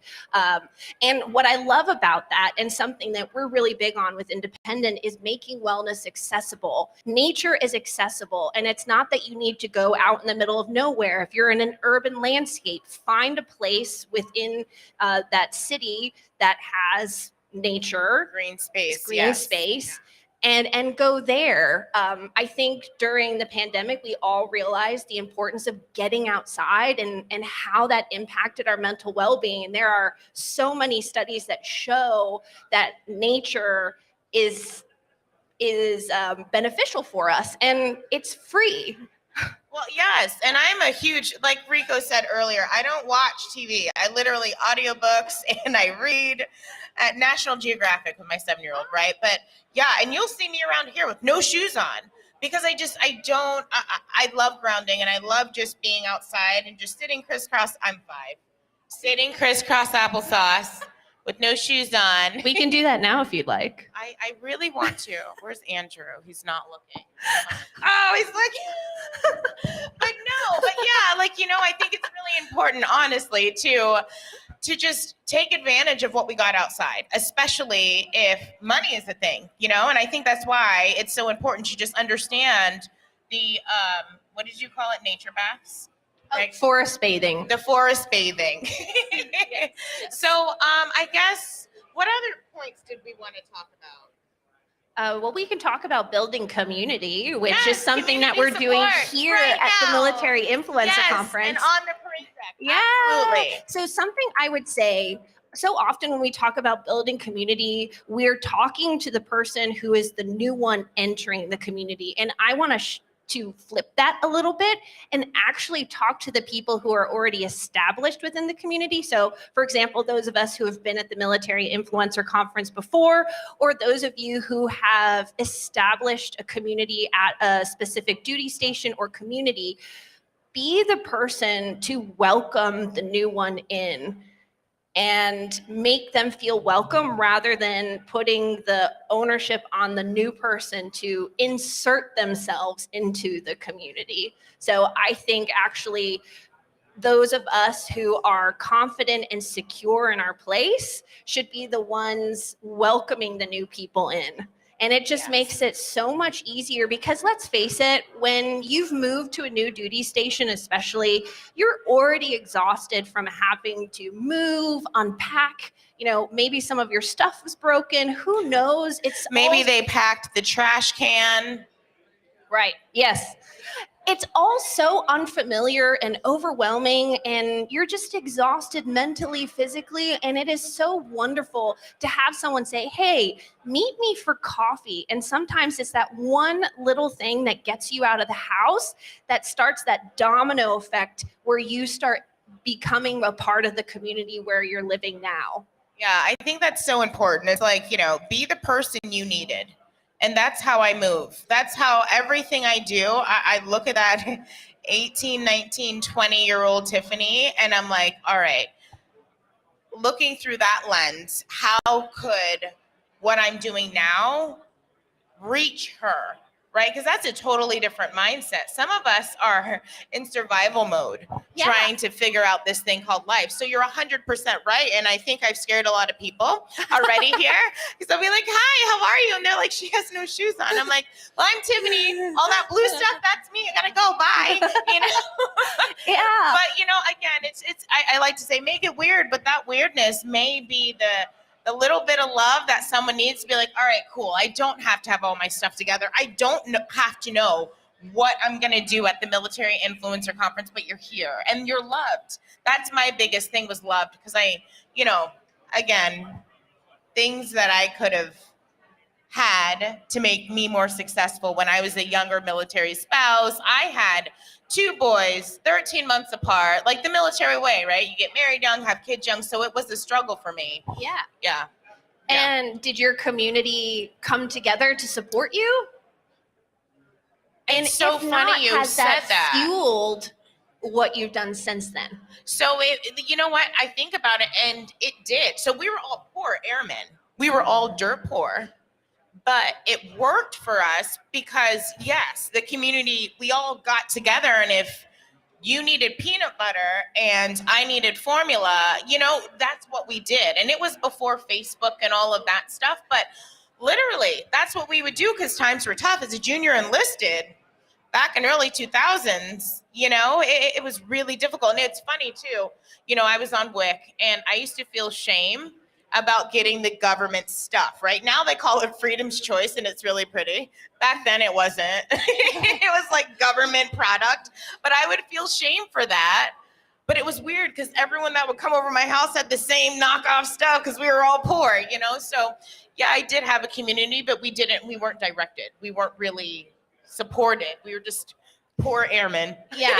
Well, you built that because there was a need. Yes. And I love what you said before about being the person that you needed to be. And I think that's why I am so adamant about the established community being the ones to welcome the new military spouse in, because I remember my very first social event, I showed up ready to get, I was like ready to be military spouse to the 110th percent, and not a single person welcomed me to that event. And I am the type of person who will go up to someone and just start talking to them, but I know not every military spouse is. And it is that event that has made me realize, like, I never want a military spouse to show up to something and not feel like they belong. Aw. I mean, this was so great. I love you so much. I'm like, what are you doing later? Do you want to come to my hotel room and hang out? That sounds weird. I saw, but I Find the right weird and they become your best friends. Exactly. So thank you so much for coming. And yeah, you guys, we love doing this. I thank you guys for watching. And yeah, that's it, my love. Thank you so much. In just a fleeting moment, a self-defense scenario can unfold, altering lives in the blink of an eye. As this message reaches your ears, consider the profound impact mere seconds can have. This is precisely why our esteemed partner, the United States Concealed Carry Association, stands out as the fastest-growing self-defense community in the nation. The USCCA is unwaveringly dedicated to providing top-tier self-defense education, invaluable training, and robust self-defense liability insurance. They are more than just an association. They are a sanctuary of safety and assurance. Today, over 800,000 responsible gun owners proudly call the USCCA their haven for peace of mind and preparedness. They've made the choice to be empowered, informed, and ready. Now it's your turn. Embrace the assurance, join the community, and transform seconds into a lifetime of safety with the USCCA. Woo! Yes. Did you see my best friend, Evie? We're best friends. It was like fireworks up there. It was tremendous. She's so great. I love this community. The Military Influencer Conference. I mean, I think we have about 1,000 participants registered so far. 1,200 or something like that. There's so many people here, and they're scattered all throughout the hotel resorts world. And again, shout out to Cortez and Kathy and Mary and the entire Recurrent team for putting this on. Do you remember Romper Room when he looked through that circle and said, "You remember Romper Room?" Okay. I'm only go ahead. 27, so I have no idea what you're talking about. It's all good, but we want to encourage folks to keep tuning in to our live stream. Yes. The next few days we're going to showcase our Parade Deck change makers, and I can't stress enough the landscape of social media has changed since that first podcast. More than 48 million podcasters, and the wake of billions of YouTube videos out there. But ParadeDeck.com is a place that provides a solution by providing a space in the community that amplifies those messages. Go to ParadeDeck.com and subscribe so you don't miss out on important voices. At this time, please join me and Tiffany in welcoming the amazing humans. These are two amazing humans. Yes. Two of them, Jordana Maganal. Say sorry. I'm sure you ruined her life. McGonigal. Say sorry. McGonigal. Just say sorry. McGonigal, the CEO of the Recon Network, and her guest, Bruce Thompson of the Ascend Collective. Take it over to Jordana.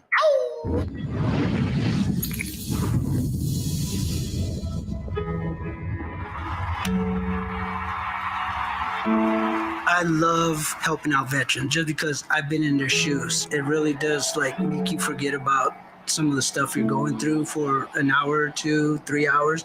There were a lot of things that were missed, birthdays, holidays. So it's sort of a reward for everything that you had to give up previously. It's hard to be able to take your family anywhere. Like the costs involved and sort of all of those barriers, they kind of remove that barrier and allow you and your family to kind of eat and do something out and just cool experiences. I've seen the Islanders. I saw Taylor Swift. I saw Kenny Rogers.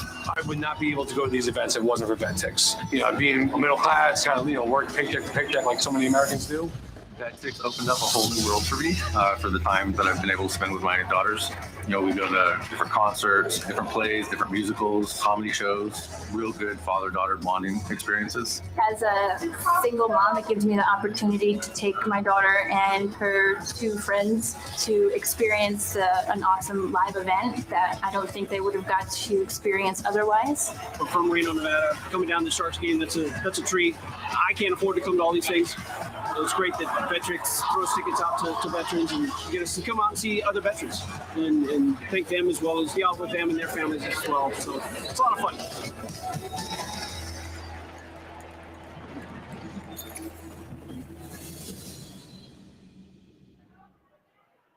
Hey there, everybody, and welcome back. I am Jordana McGonigal, as they said.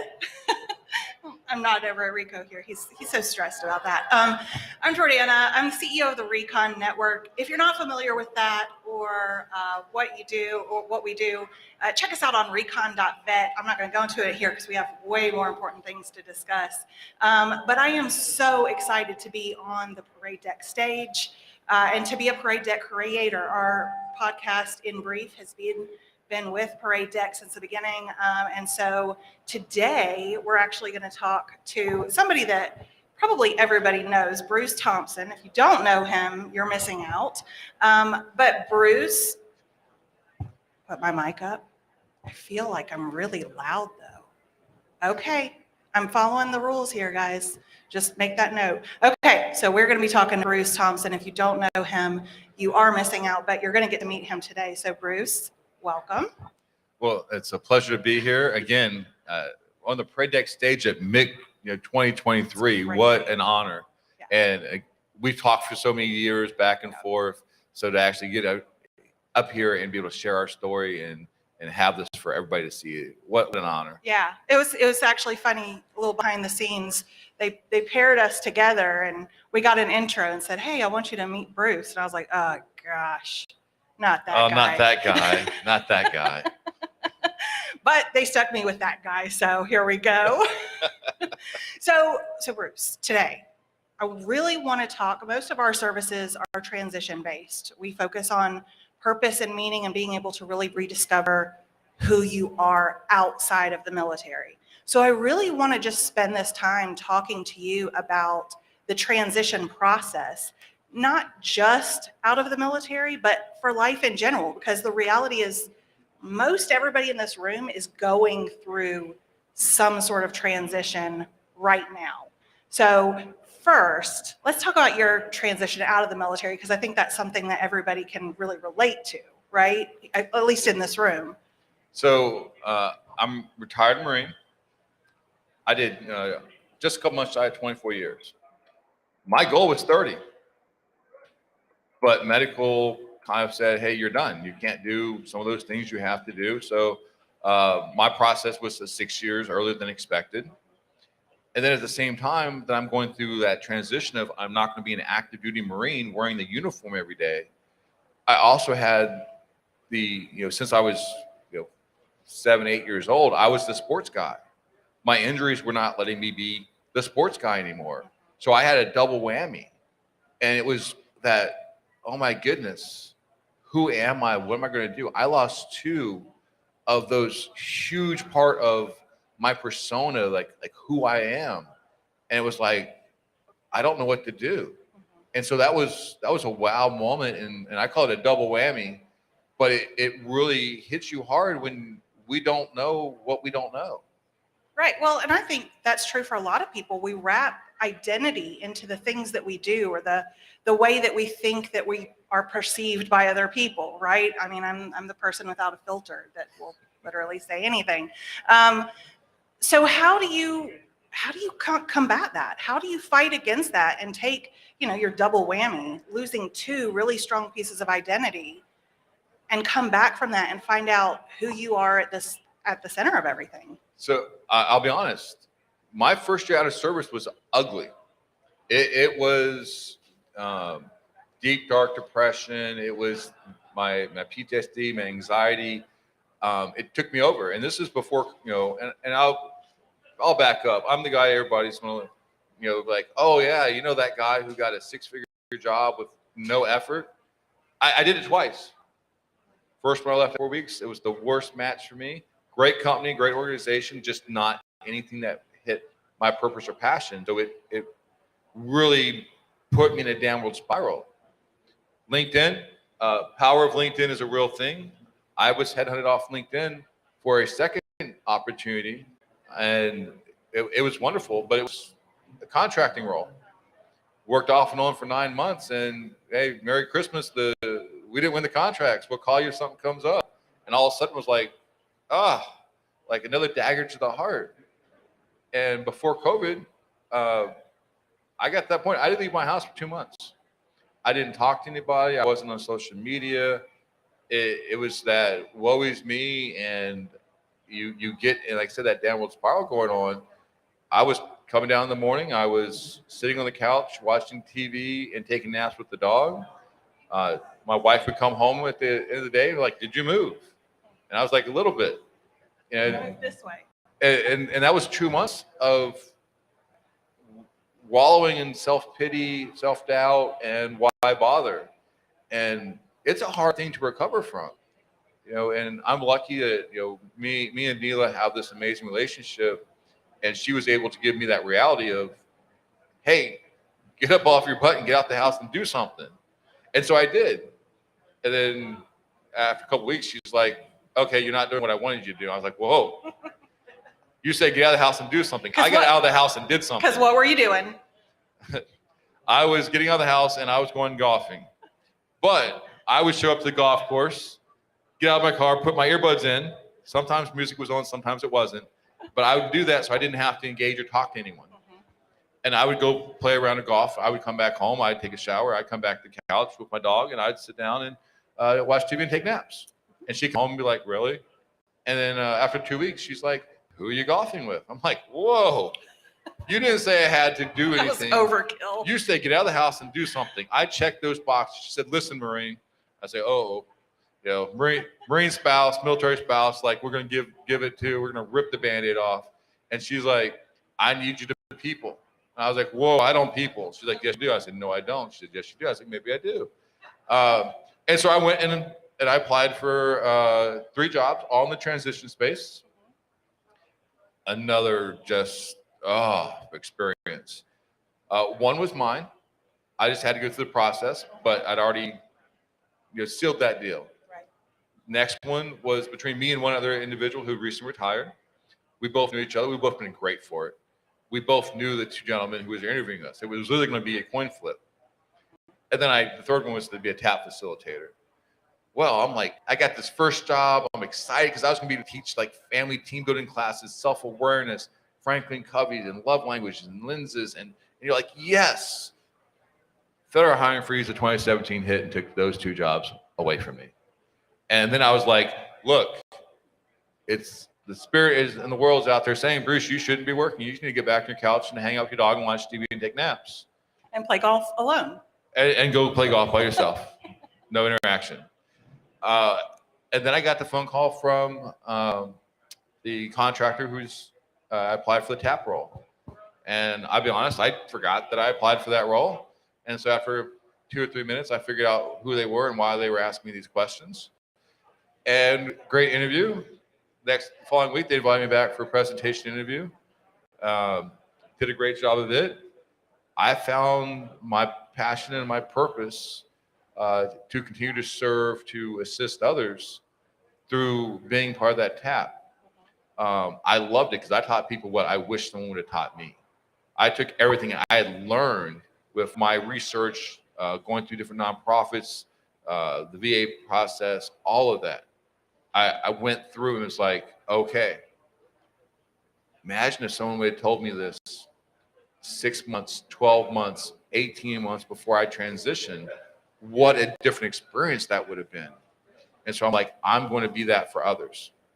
And it saved me, to be honest. It's transition sucks. I don't care how you look at it. And I got people, it's like, oh, Bruce, you're super successful. I was like, well, what is your definition of success? Because that's something we don't talk about. Right. Is success is different for every single one of us. But we all go through a structured format that says success is going out and getting a job. Right.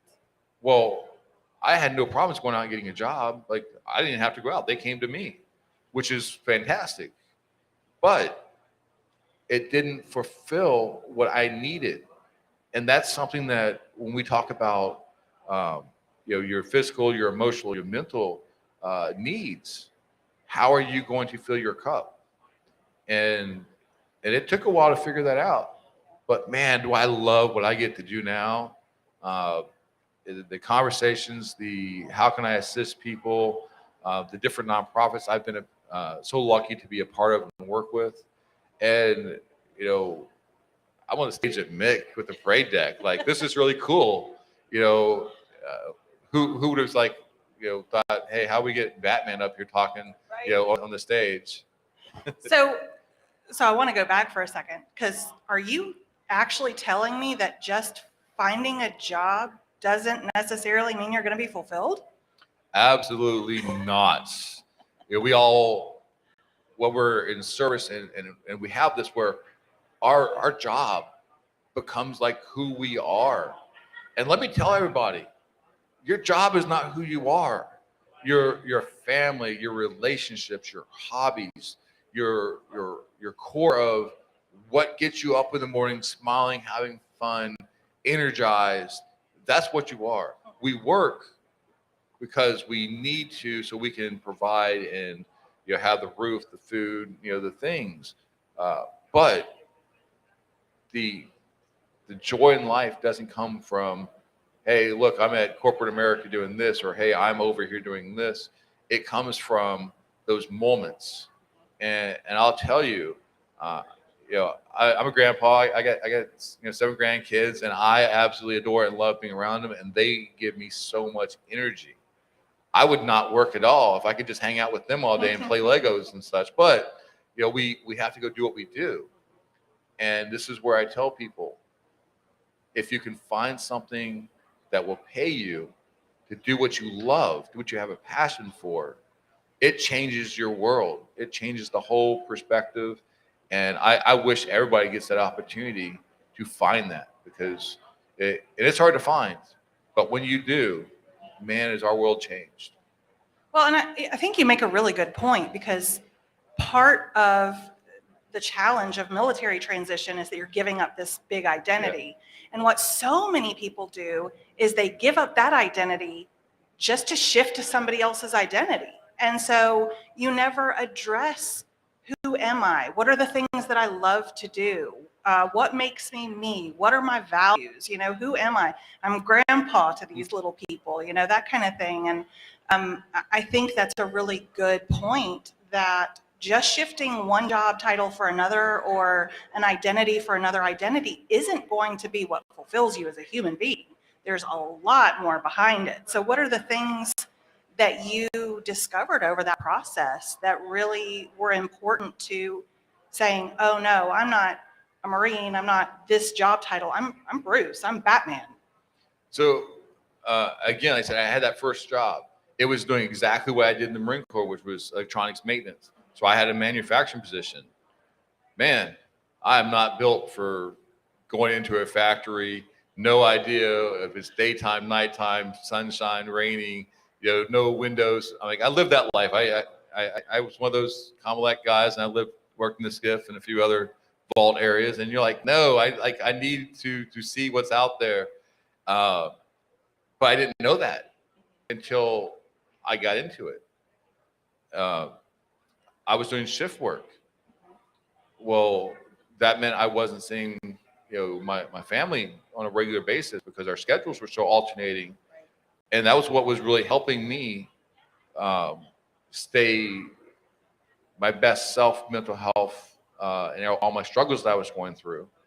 And then, you know, when we're in military, we show up every single day, and we got our guys and gals, you know, our Marines, our sailors, our soldiers, our airmen. That's our nucleus. That they're our work family, and it's that camaraderie.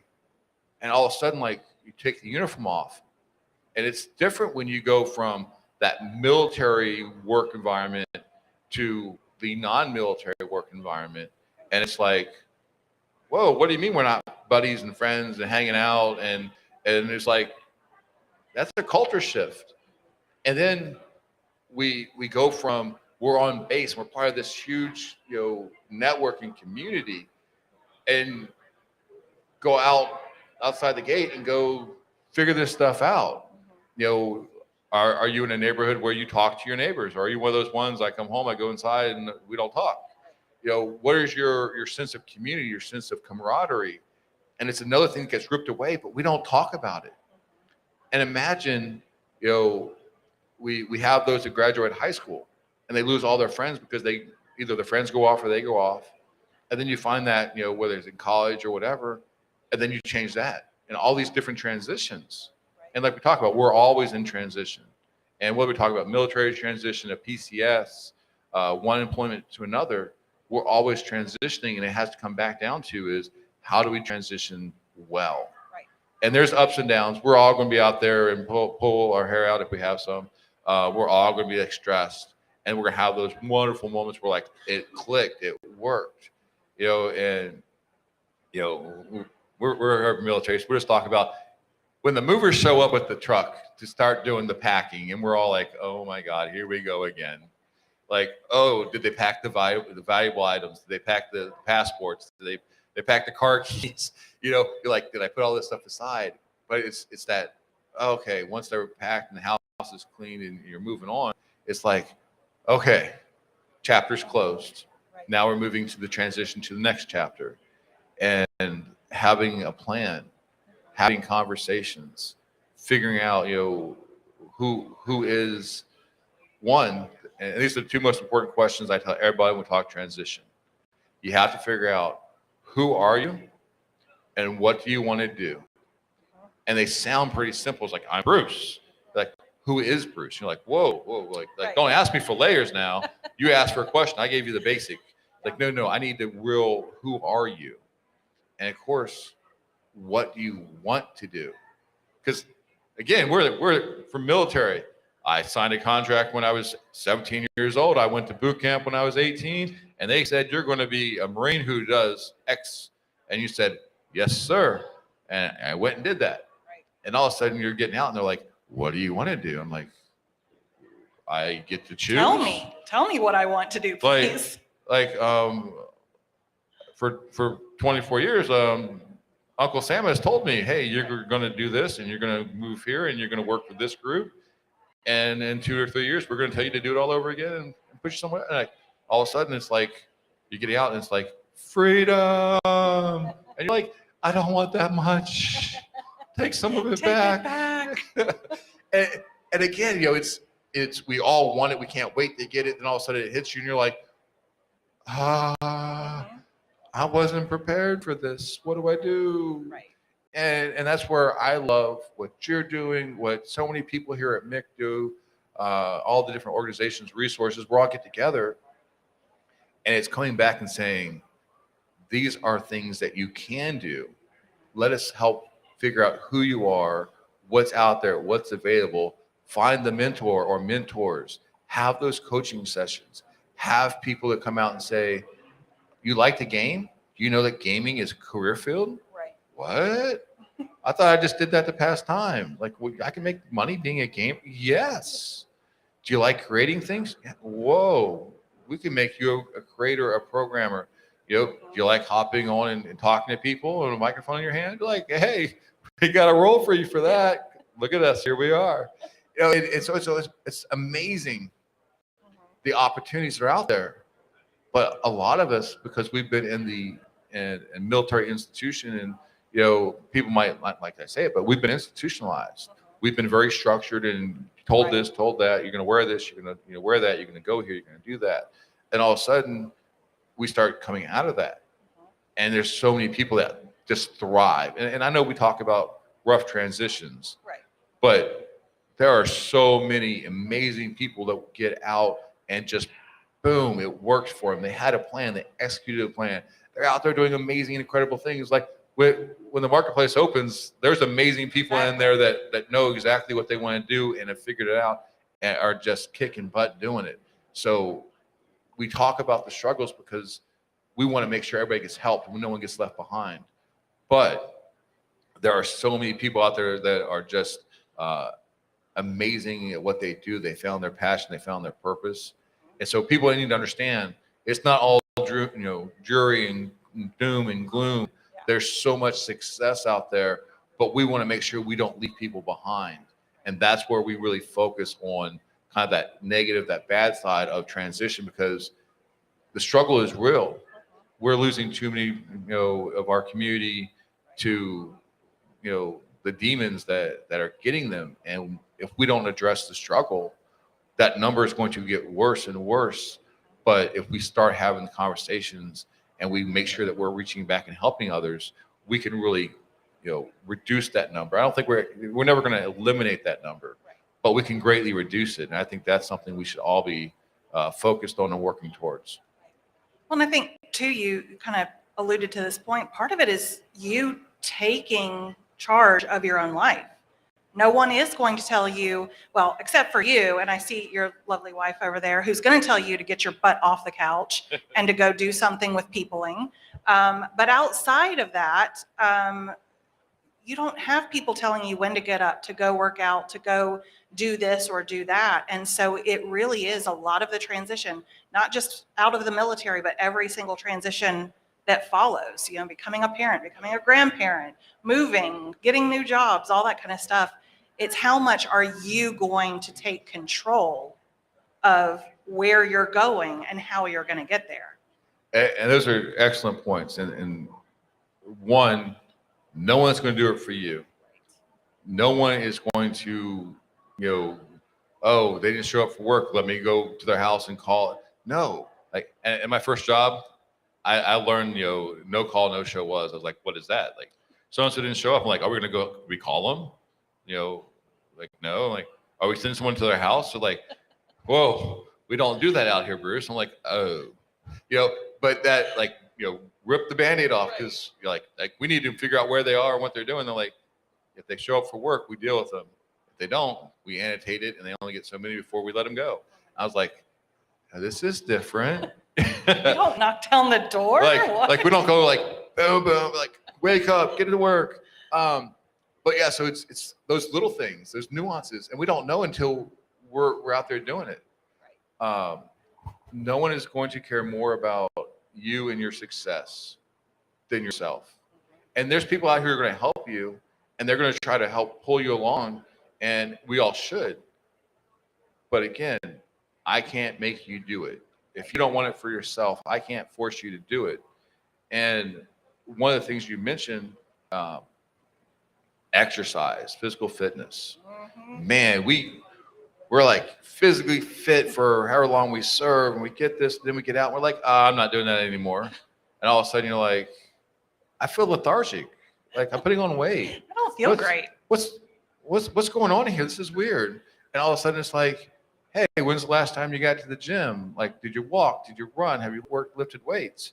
And that whole like energy that comes with it, self-value, self-worth, just the, hey, look, I walked a mile yesterday, but today I got to a mile and a half, and you're like, I was lifting 150 pounds. Well, now I'm up to 160. Like, yeah, it's just those little things. And it goes in ups and downs. And there's some days you have that great workout, and other days you're like, I got through a workout. But by doing it, you set yourself up. And we have to do the little things that will start the snowball rolling. So we get that big snowball at the end, and we're like, look at everything we accomplished, but we don't accomplish anything until we get up off the couch and do something.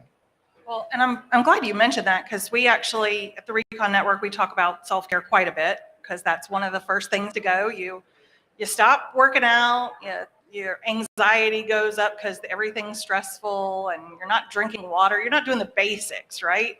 And the basics are what keep you alive and functioning. So guys, go drink your water, go walk around. Like, if you have a few minutes, sit in the quiet and just let your mind be, because those things, they actually help. There's a reason that people say, hey, you might want to try meditation for 5 minutes or something. It's not woo-woo, it's just there for your brain. So keep that in mind. But the one thing that I really wanted to talk to you about, because it seems, in a lot of the veterans that we serve, and kind of our discussions, the one thing that you have that got you off the couch was a very stable support system, however forceful she may have been. So talk about that a little bit. What is, everybody needs a support system, but as you mentioned, you're coming out of the military, you're leaving people behind. They're still in there. They don't get what you're, going through, and you may be in a new location. You may not know new people. So how important is that support system, and how do you go about finding a new one if you've left one behind? So you can't put a value to the support system. no matter how well put together you think someone is, how successful, how energized they are, 99% of us need that shove, need that push. We need that pat in the back. We need that, as one of my old Marine officers said, today we suck, tomorrow suck less. So we need someone to come out there and say, hey, today wasn't your day, but tomorrow suck less. Get up and do it and make tomorrow your day. And so I'm so lucky that not only do I have my amazing wife Neela, who has been by my side for decades, who champions me to be my best self. I've got some wonderful kids. I've got family support. I've got friends and the community that we've built. But when I first got out, it really was me and Neela. And Shadow, our dog. So that was who we were. And losing that sense of community, you've got to go figure out where's your next community. We did something crazy. We transitioned, we went from San Diego to Jacksonville, Florida, and we'd never been there before in a day of life and didn't know a single soul. We showed up, lost, things kind of work out. We went to this wonderful, large gathering of veterans and resources, and everybody talked, and we kind of met some of the who's who. But I saw a group of people wearing the Mission Continues shirts, and I'm like, hey, I recognize Mission Continues. And so I said, hey, Mission Continues people. They turned around, we had a conversation. That was our first family in Jacksonville, and they introduced us to more of that platoon, more of their friends, more of the who's who. And that's how it built. And now all people, suddenly people are like, oh yeah, Bruce and Neela, they're Jacksonville. But we made a commitment when we moved that wherever we went, we were going to grow roots and be part of our community. We were going to do that. And so many people just don't have that. So you have to search for it. You got to get up off the couch because you're not going to find it on TV or napping.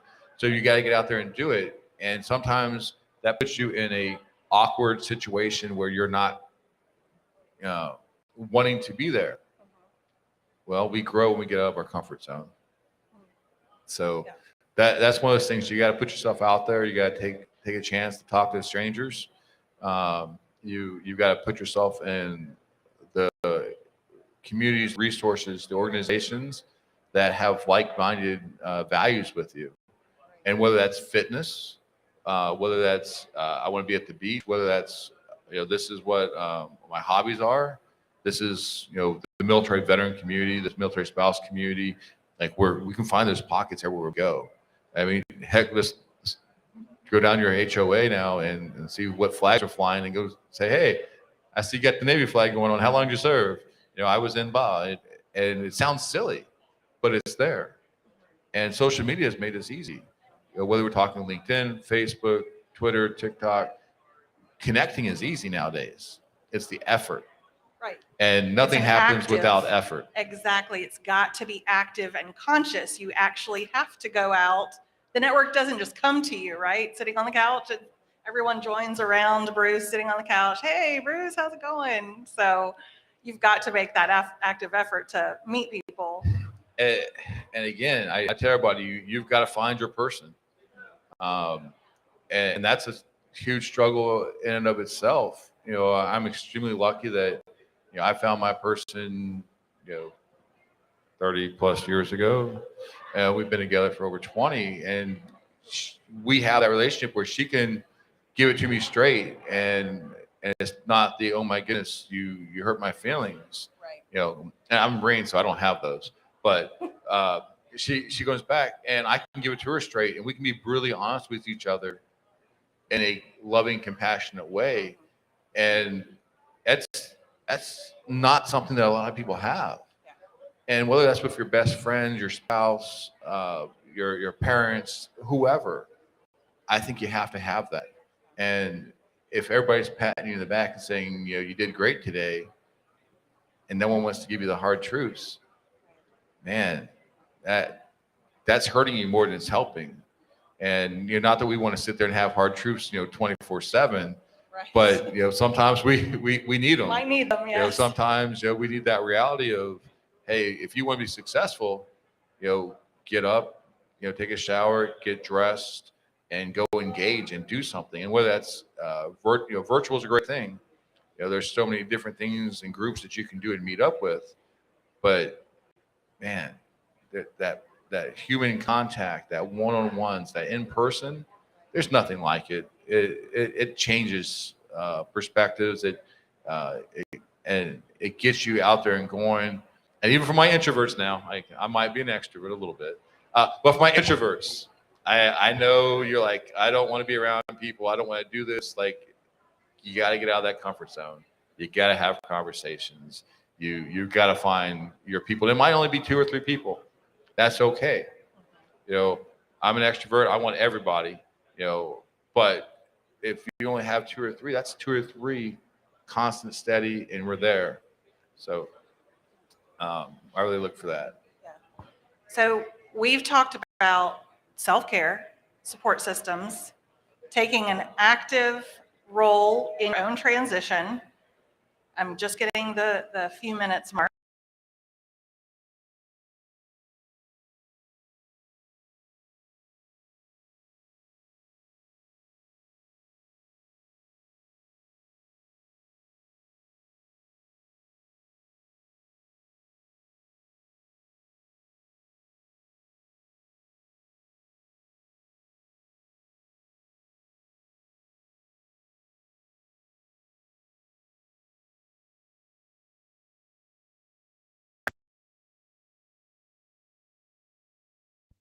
To do like, I can do anything, and we're like, okay, well, what the recruiter just heard was you have no idea, and I don't have time to figure that out. So by answering the question of who you are and what you want to do, it narrows down that scope, but in a way that you can now go out and accomplish certain things. You can make a plan. You can go through and said, we're all military. We make plans, and then we go through and figure out what we need, and we execute them. Transition is the same thing. We have to figure out what it is we want to do, how are we going to do it, and then go and execute that plan. So have conversations. I'm a firm believer, we don't know what we don't know. And the only way you're going to find out is asking questions. And, on transition, most of us, we don't even know what questions to ask. Right. But at some point, you just have to say, hey, I'm lost. I need someone to just kind of talk to me. And wow, are you going to have some amazing people that are going to say, let me help you. Right. Let's have a conversation. And a 5-minute conversation could change your entire perspective. And we just have to put ourselves out there and be vulnerable enough to admit that we don't know it all, and we're willing to receive the impact, the input, and become who we are and grow.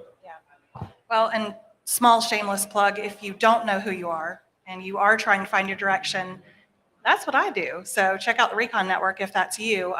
It's not a few minutes, it's not 30 minutes, but we can absolutely help you figure that out. Bruce, I'm going to wrap it up. I know we need to get to the marketplace. We've got other sessions here at MIC that I'm dying to get to, and y'all don't need to hear me talk anymore. So Bruce, thank you so much for joining me on the stage, talking about this. I know you're very passionate about it. Guys, if you haven't met Bruce, like I said, you're missing out. So find him at the MIC conference, find him online, LinkedIn. I'm going to link him every now and then. Yeah, every few minutes. So definitely find him. I'm happy to connect as well. And both of us have a ton of resources we're happy to pass on to you if that's something that you need. So take care of yourselves, whatever transition you're going through. We appreciate all of you and are willing to help however we can. Thanks so much. In just a fleeting moment, a self-defense scenario can unfold, altering lives in the blink of an eye. As this message reaches your ears, consider the profound impact mere seconds can have. This is precisely why our esteemed partner, the United States Concealed Carry Association, stands out as the fastest-growing self-defense community in the nation. The USCCA is unwaveringly dedicated to providing top-tier self-defense education, invaluable training, and robust self-defense liability insurance. They are more than just an association. They are a sanctuary of safety and assurance. Today, over 800,000 responsible gun owners proudly call the USCCA their haven for peace of mind and preparedness. They've made the choice to be empowered, informed, and ready. Now it's your turn. Embrace the assurance, join the community, and transform seconds into a lifetime of safety with the USCCA. Come on, somebody. Ow! We got through the morning. We did it. I'm so loud. I'm done. It's like, oh wait, I'm not done. But it was an No, incredible he's morning. not done. If you Marine. weren't here, you should have been. Hoorah. Right. If you weren't here, you're wrong. You're wrong. And you need to stay tuned because our NASA Veteran Appreciation Day live stream is going to be happening right here on Parade Deck. Yes, that NASA, guys. Wait, where's the NASA shirt? We need a NASA shirt. Oh, Somebody with well, the NASA it's fine. shirt. We'll get one. We'll get one. But I'll have one for the next. beauty of getting just having conversations with NASA ahead of the MIC was absolutely amazing. Hearing some of the struggles that their veterans went through and overcame, it was such validation, right? So I'm super excited to have them on the Parade Deck stage here at the Military Influencer Conference in Las Vegas. If you're here, get over here. If not, stay tuned. Yeah. I can't see. Oh.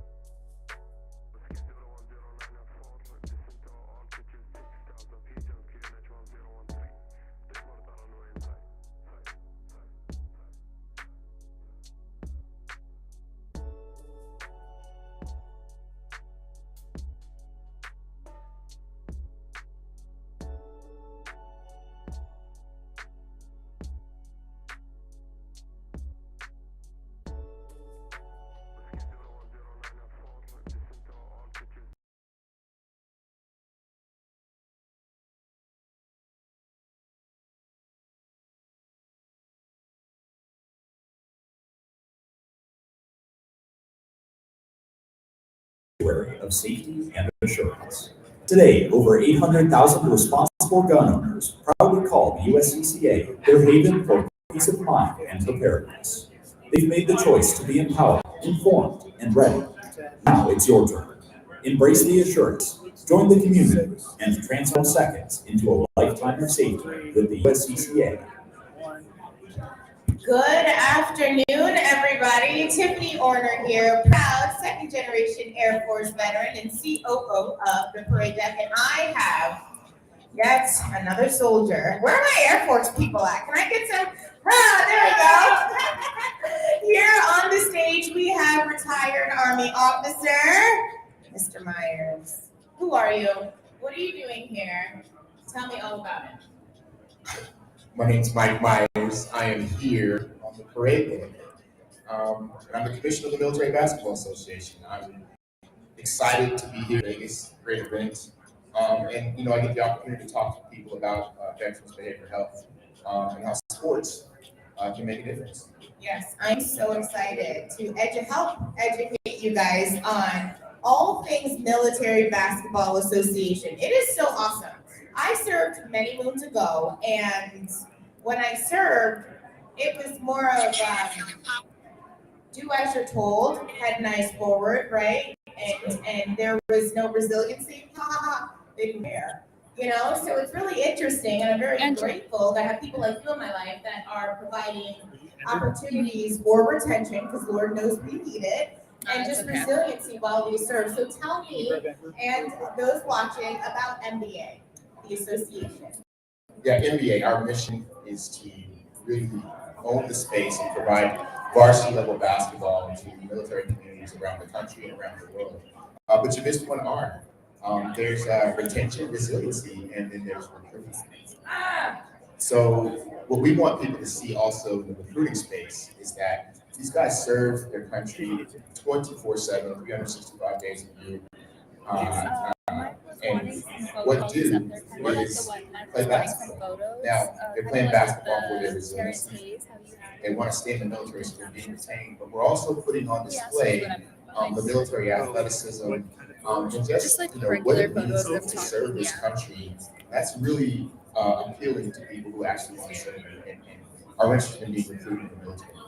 Absolutely, and I'm super excited to talk about what we're bringing to Fort Walton Beach, courtesy of Forever Warriors, the nonprofit foundation that I run. We'll get there in a moment, but I really want to talk about the recruitment side of things.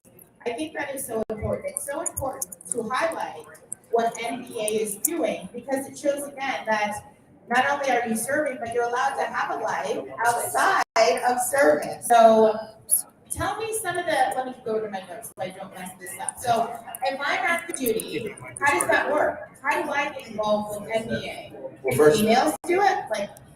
Yes, absolutely. So this year we're bringing back the military basketball final for a week. There's some amazing women athletes out there and military basketball players.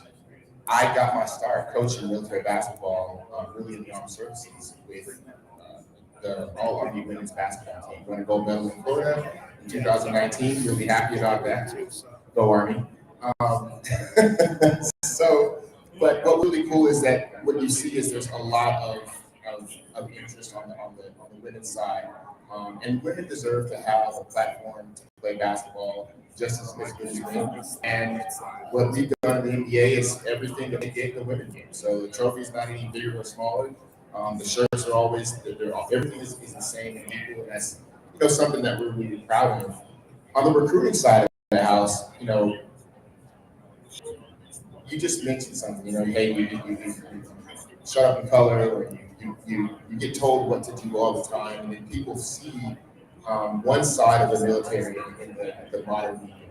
They see what's happening. They don't see that, maybe 17, 18 hours a day, these guys are serving their country, they're in motor pools, they're, taking care of people, and then they're playing basketball, which is really, really cool. And, you deploy or that happens, but that's not the large percentage of what our military force does. And what we're showing is that you can play basketball in the military 10 months out of the year, have a lot of fun and still serve it. And so that's a really, really great thing. We're really proud of it. And it's something we're taking forward to all across the board. Yes. So with that, and I guess, all right, so active duty. Active duty can play. National Guard Reserve can play. DoD contractors that are on a military installation, they're eligible. Veterans are eligible. So there's something for everybody who's ever had anything affiliated with the service who's served. You can play basketball. That is so exciting. So we're going to plug NBA all day, every day. Can you just let everyone know the website so that they can start to look at this if they are serving, if they want to play basketball? Absolutely. So our website is mynbaglobal.com. MBAglobal.com. It's a really great platform. We're on LinkedIn, we're on Facebook, we're on Twitter, what else? Instagram, and of course, we're also on the board game. Why didn't he say that first? We'll talk about that later this week. So all right, so tell me about some of the events and tournaments that you have coming up. I know that One's for Andrew, and I forgot, I don't know the other one's for. Hands for you and Billy, right? That is correct. So our championship final is in Philadelphia, Pennsylvania. We're partnered with the Philadelphia VA. It's an amazing medical center. I've been with Rita Chappelle and her team, Admiral Carol Karen Flattery Hustler. She's, that's just an outstanding facility. And they've done some really great things in Philadelphia to open the city up to us. But our most recent event is going to be this weekend in Dallas, Texas, or in Fort Worth, Texas, for Veterans Day. So it's a Veterans Day tournament. The shirt and all the swag. Did you swag. bring me one of those shirts? I actually did. Oh man, I tried to get a. I'm gonna donate it. Wait. Do I get a parade day shirt? No, you have to pay for it. Oh, okay. That's Direct.com. Yeah. No, this is so awesome, and that's exciting that you have an event this weekend. The end of May is a huge event in Philadelphia, and shameless plug, Forever Warriors, my nonprofit out of the Florida Panhandle. I'm bringing you guys to the Panhandle in July and August. Yes. Yes, I'm super excited. So tell them what I'm doing, or not me. Tiffany is. Gosh, there we go, right? No, Forever Warriors and the NBA are partnering for a NBA summer league, and so we're excited about that. We're going to have one event in July, and then another event in August, and so it's really great. It's going to be open to active duty military or military ID card holders. We want to focus our attention on those who serve.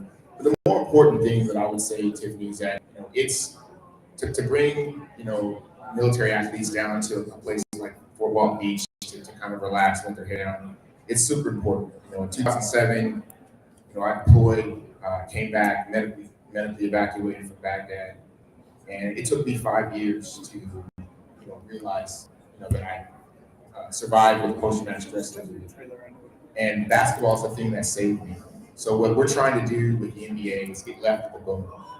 Make sure that before we start seeing some of these harmful behaviors, we engage them in sports. And sports is a connective tissue, is what we got to everyone. So to be able to do this in Fort Walton Beach, partnered with that military community down there with Herbert Field and Evelyn, and Forever Warriors, of course, it's going to be exciting. And what better place to have basketball in the beach? Yeah, than the Emerald Coast. Shameless plug. No, but you're 100% right. It's so important to have your tribe, both while you're serving and after your service. And I think that NBA just reinforces the fact that it may not be okay. That's correct. Right? I think that's a big one. Changing the stigma. That's what we're all about. Project CTS, that's one of the things that we're going to be engaging with in 2024.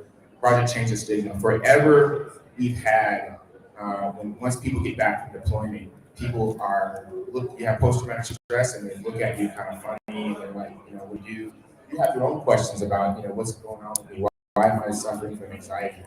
What we're trying to do is change that stigma, give people a comfort zone where they can talk to their coach, their friends, their players, about what's going on with them, the only way to really truly do that is to put them in an environment where they're comfortable and they feel safe. Absolutely, and that's one of the things that FW does is I find organizations and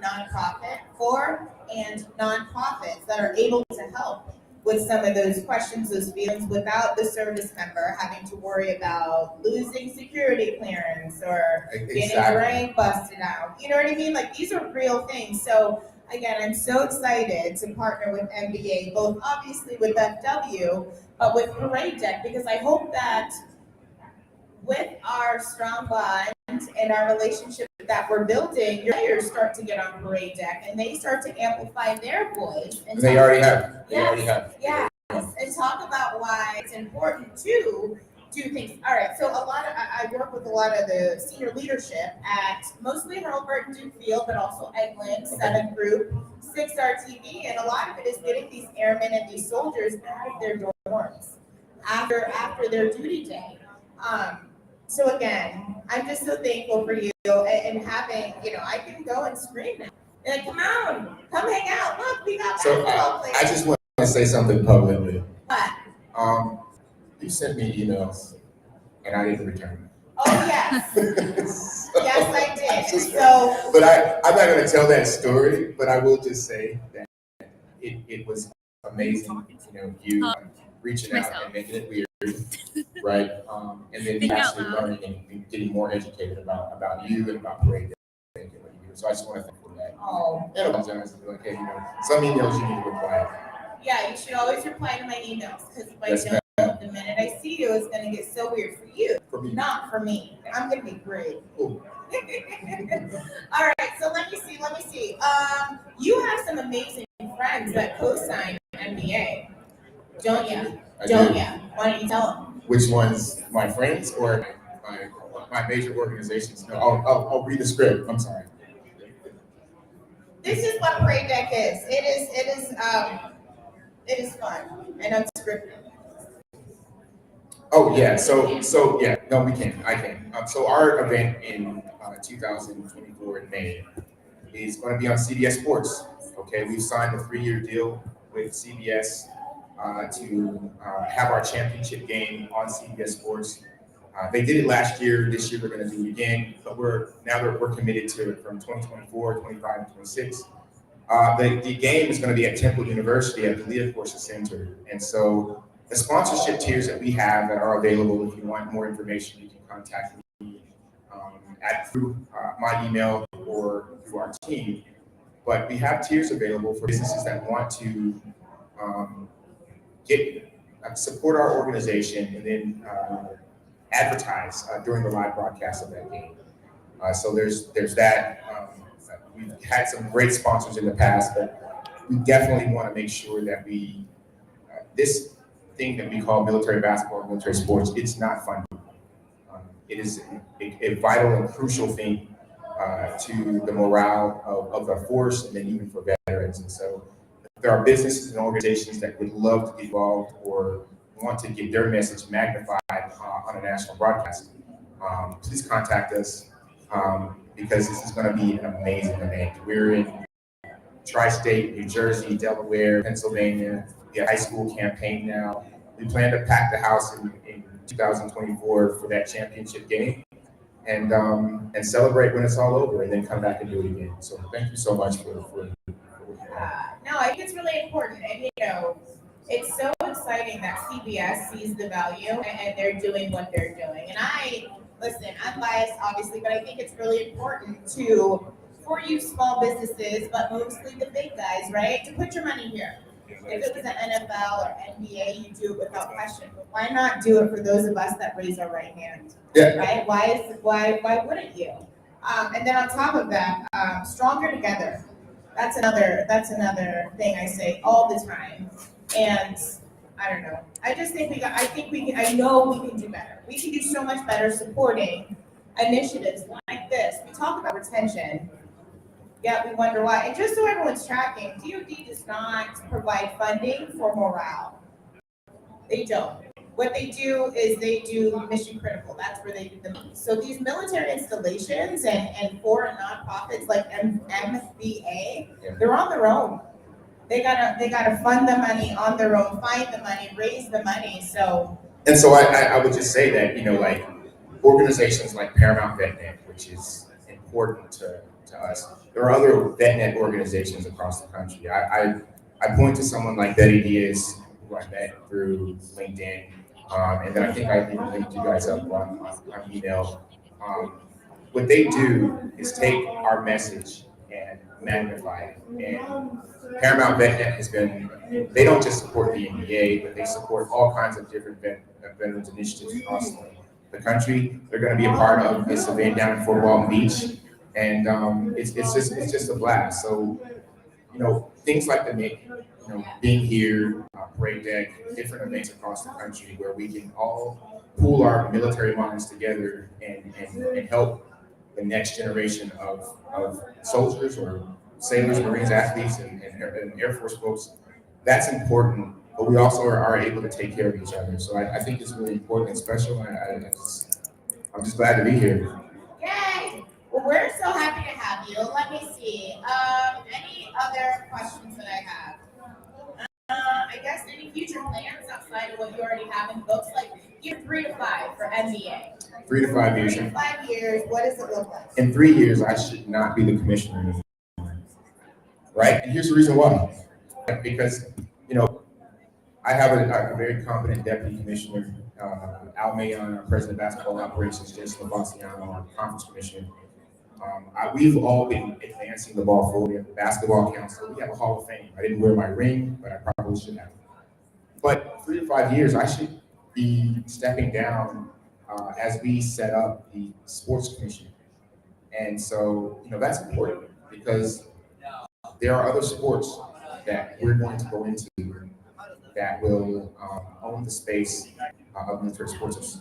Team sports is so important. So we want to establish the soccer association, the volleyball association, the rugby association. We're going to establish all of those things in the next 3 to 5 years so that, I guess I can go back to this video and look at it. And as the commissioner and someone who's sitting on top of this commission of sports commissioners, will actively be changing the stigma, impacting the veteran community, and having so much fun in a new and unmarketed platform. This is a new market. Military athletes is a new market. It is, and just to say, so like I said, Hurlburt is Air Force Special Operations, and I do a lot of support through Forever Warriors with them, and they speak to, soccer, softball, basketball, baseball, and I think there's one more. Lacrosse. Yes, exactly. So again, these are sports that our active duty military are engaging in and traveling in on their own dollar. Like what? So I'm just so grateful for the opportunity to be FW, which is a private foundation, so I don't have to beg for money. Thank you, Jesus.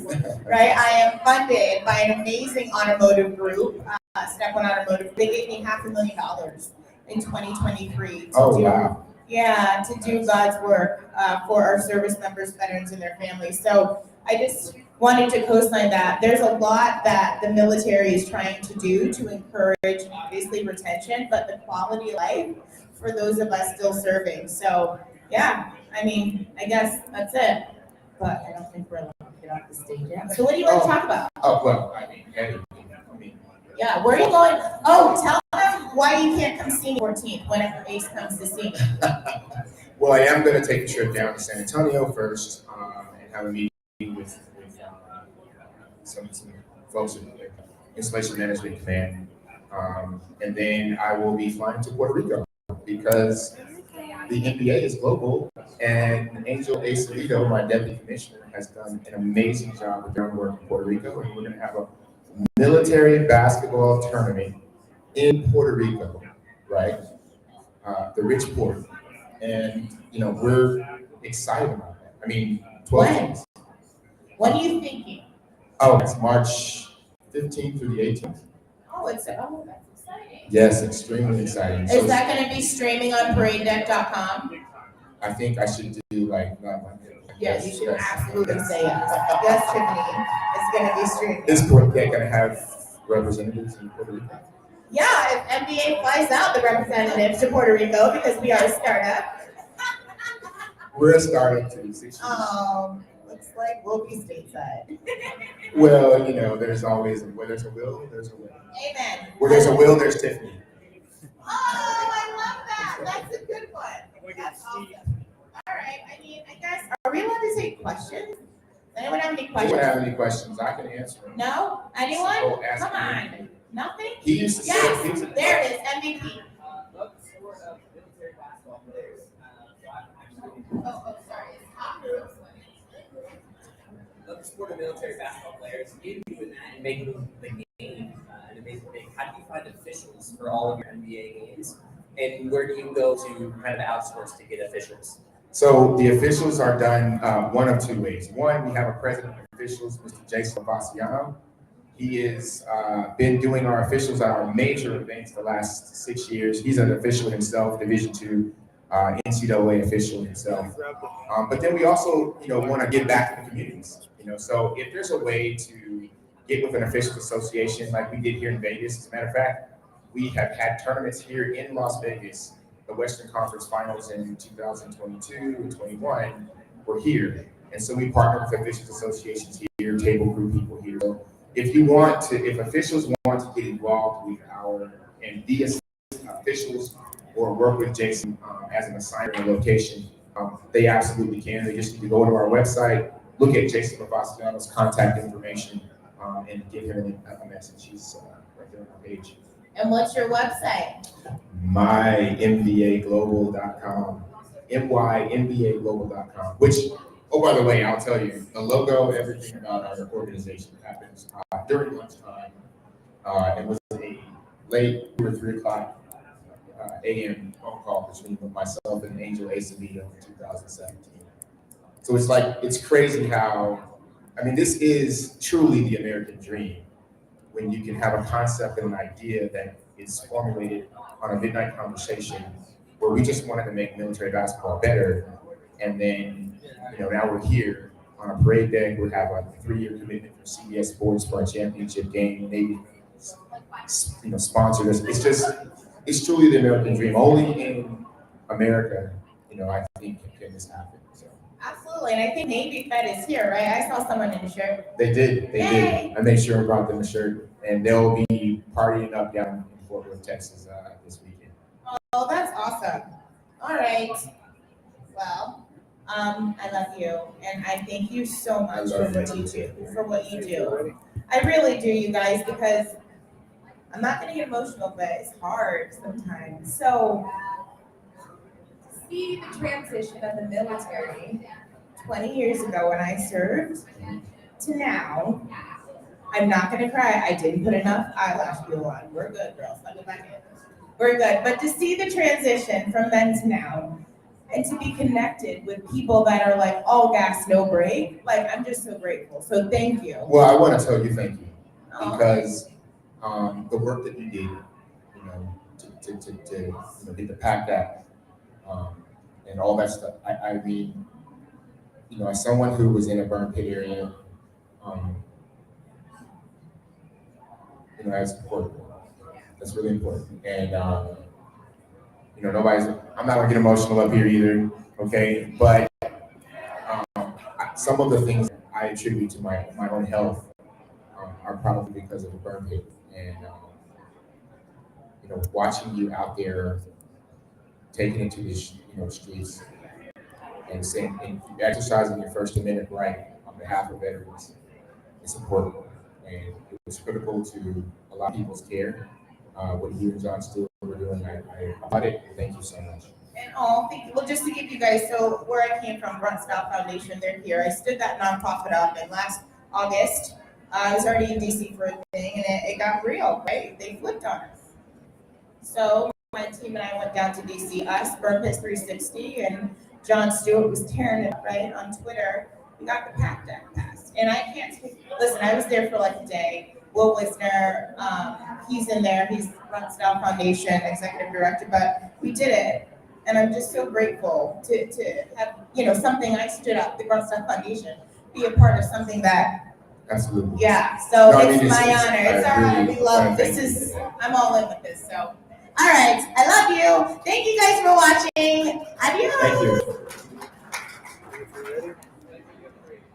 Military veterans of the United States who are not U.S. citizens being deported To leave the same country they once fought for.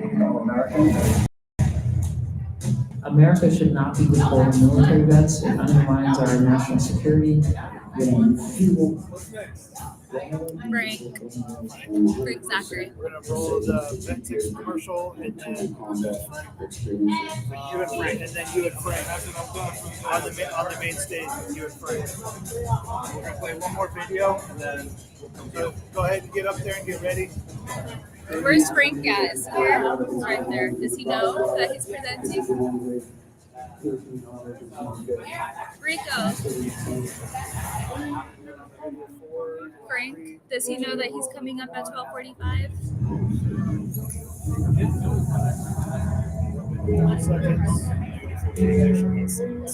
Yes, I will, watch this step by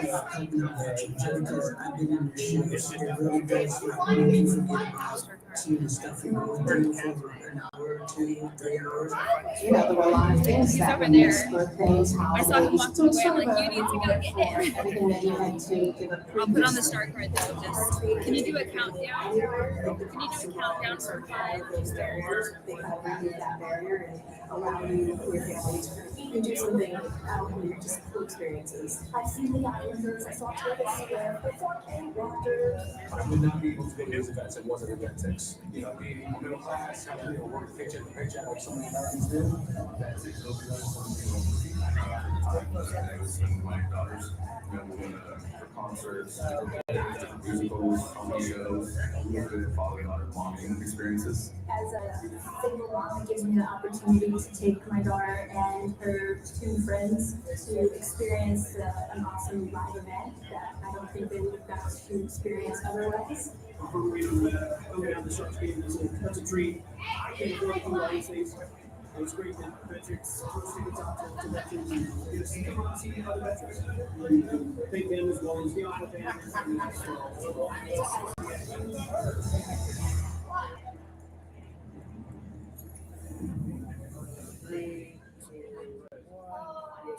In just a fleeting moment, a self-defense scenario can unfold, altering lives in the blink of an eye. As this message reaches your ears, consider the profound impact mere seconds can have. This is precisely why our esteemed partner, the United States Concealed Carry Association, stands out as the fastest growing self-defense community in the nation.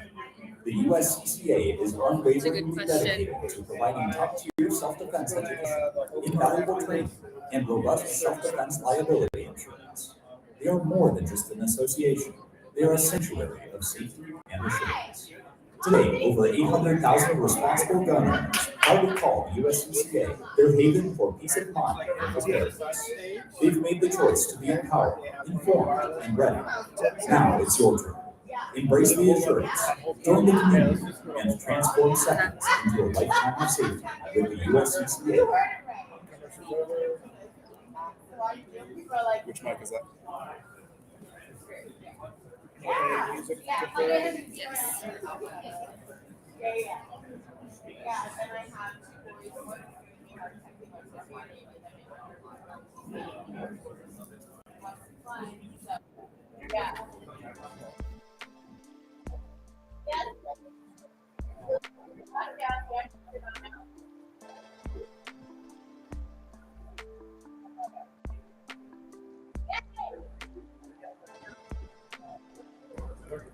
One for Mike.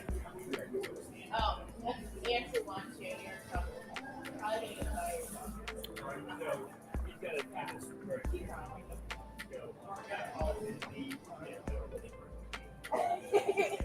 No, that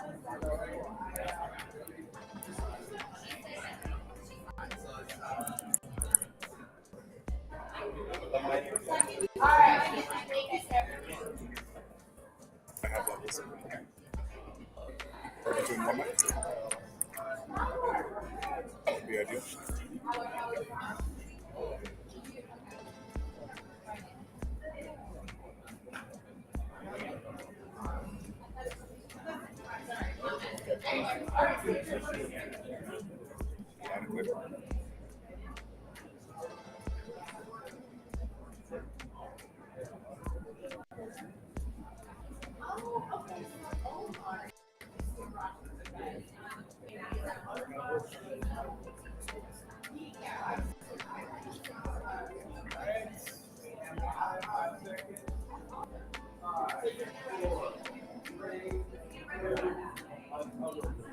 All right, so what's your name and what branch of the military? My name is Mike Myers. I am an association commissioner, and I'm 23 years old. So, And what do you do as a commissioner in the military basketball association? well, basically, we try to run and manage and operate varsity level basketball for active duty, National Guard, reserve athletes across the country, across the world. We have 32 installations and or 32 military communities that we're actively engaged in, and we have about 12 or 14 overseas. How did you get into this? That's a long story. You know, in 2007, I had a really tough deployment. Came back, it was a little different. People are when they come back from deployment during the surge. I served with 1-5 TAF. We're in a really tough place in Korea. And all of us came back a little different. And so what I noticed was for 5 years, I had all of this anxiety bottled up. And in 2010, I decided to start coaching basketball. I couldn't play anymore, so I started coaching basketball. From there, I formed a team at Fort Riley, Kansas. Great basketball team. And noticed that I was engaging military athletes and soldiers, but then I was also helping myself. So once I had a great team, finished that out, I went to Korea, coached a team in Korea, and we were successful. We were actually winning a lot of basketball tournaments. That way you won't be able to see it. In Korea. It's helping so Came far. back, coached at Fort Hood, or Fort Cavazos now, won 2 national championships. I was there, got selected to coach the women's basketball team. And while I was in that process of coaching, myself and Angel Rigo, we came up with this concept of how do we put on a national tournament in the United States that would, that would be for active duty service members or for installation community based. So people in that community. And so we came up with the NBA finals, which turned into the Military Basketball Association. That association at its height before COVID had over 60 teams. Now we're at about 50 teams. We have 1,000 athletes.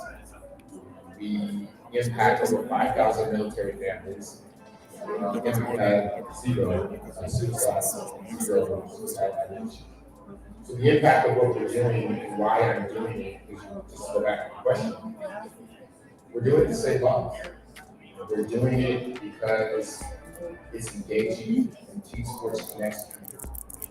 When you are a part of the team, you are a part of the family. And that's what Michael basketball is. Being part of the family. Taking the sense of military, family, and unity and putting it to its use. And saying that just because you no longer serve, you can still be engaged. You still have hope. There's still a family that actually cares about you. So that's why I'm doing it. That's the why. And it's really fun. That's really fun. Going around playing a lot of events, engaging military programs. That's awesome. Do you have? Oh, okay, cool. Do you have any advice for any military members that are about to go on their first deployment? Absolutely. The most important thing is to, stay focused. Remember your training. Don't look at the news. Don't look at what's on television. Pay attention to the person on your left and your right. Because that's your family. I went and I deployed. I left my 5-year-old daughter behind. That's one of the hardest things I could ever done. But at the same time, I focus on being back to them. And so, right now, things to stay engaged. And you plan for your return. Don't think it's a one-way trip this time. The point is not a one-way ticket someplace. It's you're going to go serve your country and you're going to come back home. And that's what you plan for. Always be optimistic about, the circumstances that you're in. And have fun. The point is, they're serious, you're away from home, but there's going to be some opportunities there. Even I had opportunities to have fun back then. Imagine that, at the time that I was in, I was able to have a lot of fun on my plane. I met a lot of people that I learned about. It's a learning opportunity and experience. It's tough. It's tough. But that's what we signed up for. And what about somebody who's looking to join the military? Do you have any advice for somebody who's maybe looking to join the Army? Absolutely. If you're looking to join Army, Marines, Navy, Coast Guard, Air Force, all of those things, if you're looking to serve, remember, it's not something that is a 1 minute for prison. them, like a sign. Serving in the military is absolutely fun. I served for 23 years. So my advice to them would be find out all the information you can. Think about where you want to stay, where you want to live, get everything you want to contract, and then move forward. Have fun. What made you want to join the Army instead of the other branch? Well, are you a Marine? So the Marine Corps I called in first because they had the best uniforms. The Marines just look so clean. Their uniforms are clean, they look great. But the Army had no jobs. They had the things that I was, actively looking for. In 2000, and I was able to get a job in the Army that actually helped prepare me in life. So they just had a little bit more semester. Thank you so much. No, thank you. Thank you.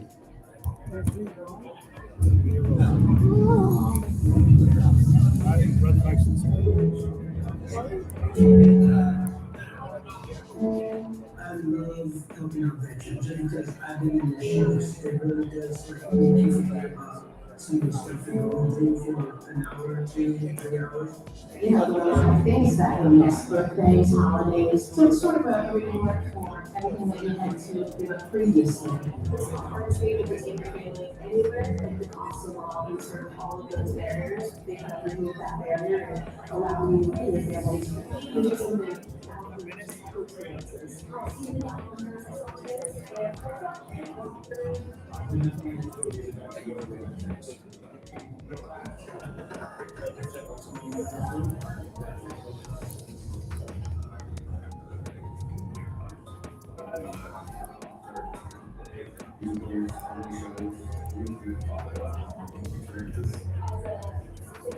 Given the opportunity to take my daughter and her 2 friends to experience an awesome live event that I don't think they would get to experience otherwise.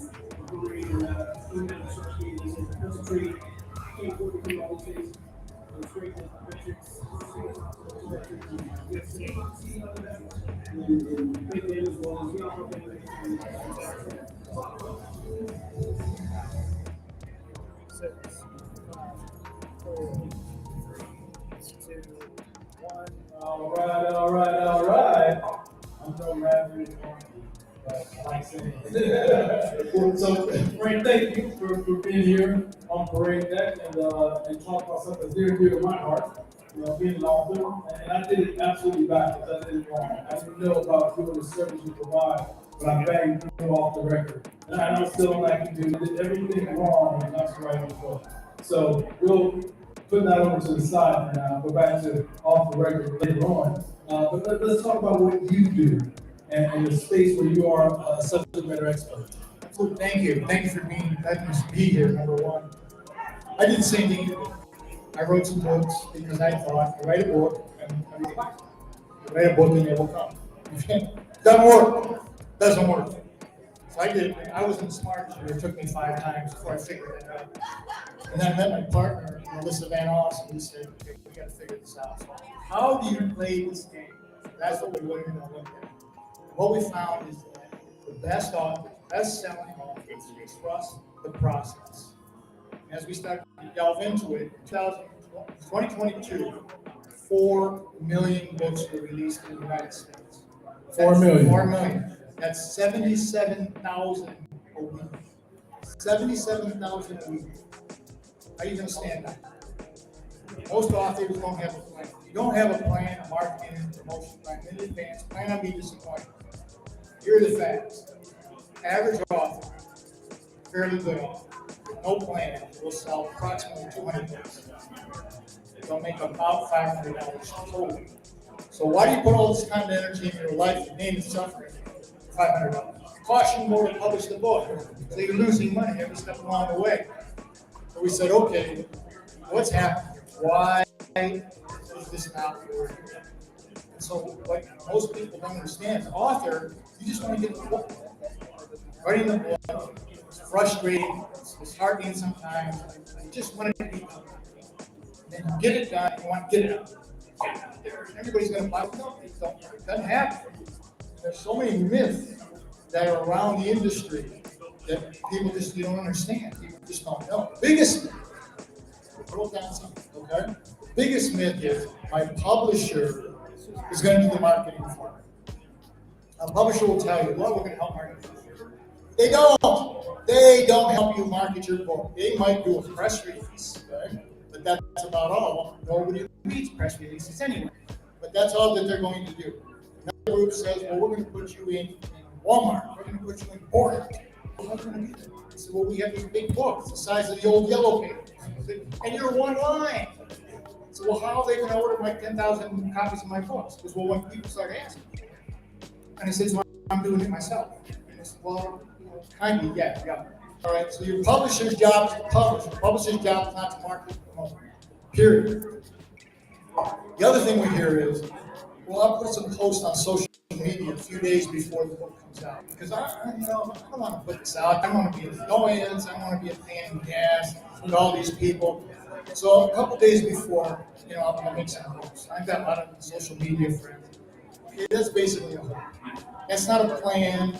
That's not a comprehensive marketing plan. That's a wish, all right? And you hope somebody remembers, and you hope somebody goes and buys the book, but there's no prep for it. They don't even see your post for a day or two. So you have to be consistent. The other thing I hear a great deal is, we're going to have a launch party. Okay, we're going to have a 4-hour launch party. So, okay, nothing wrong with a launch party. And I talked to so many people, and I'll ask them, how many people have committed to your launch party? And I said, 150. I said, later, how many actually showed up? 5. They're not going to show up. They aren't going to come. You spend all this time and energy promoting, trying to get this thing put together that you could have been spending doing something productive. And at the net end of it, there's just all this disappointment. The book comes out, Amazon has, they call it the new release, 100. So they have 100 best-selling new releases, 1 to 100. 77,000 books come out a week. 76,900 people are upset and disappointed and frustrated every week because they don't make the top 100. All right? So many people will tell me, when I wrote a book, I can now say, look, I'm a published author. And you say, nice. Not so nice. So what? 77,000 people are published authors the same way you did. Do you want to stand out? Do you want to be different? You need to be a bestseller.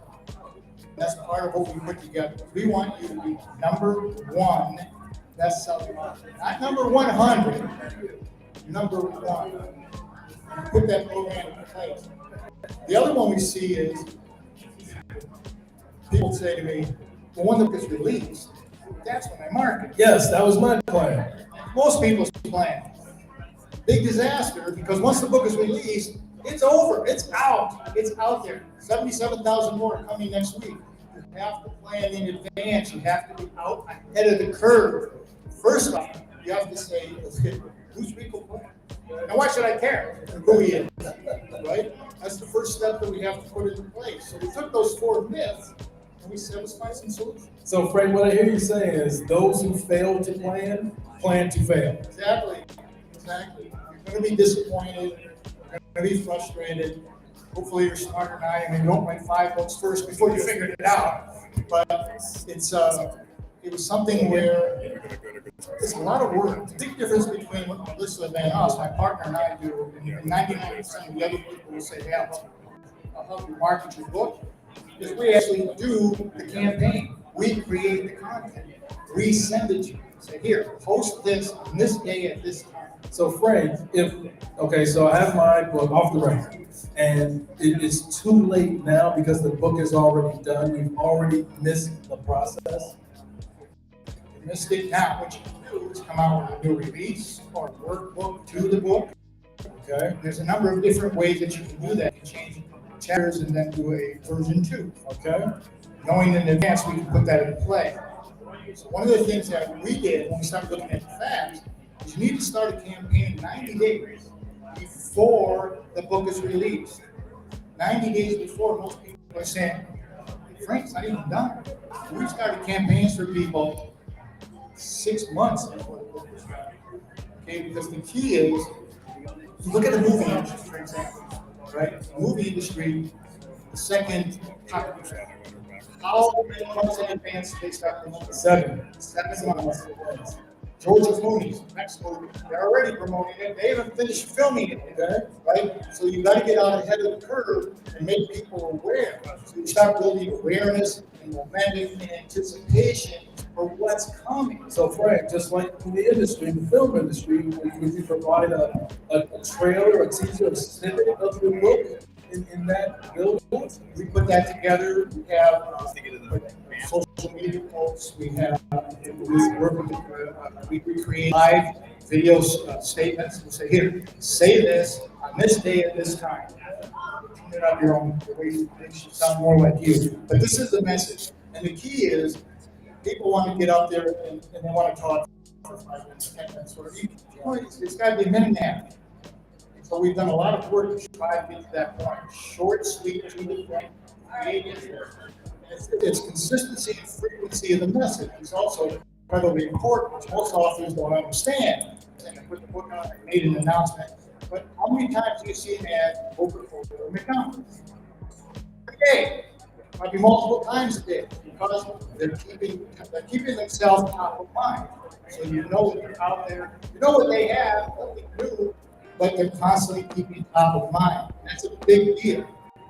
And then the third thing we looked at was to say, you have to work with somebody who's been where you want to go.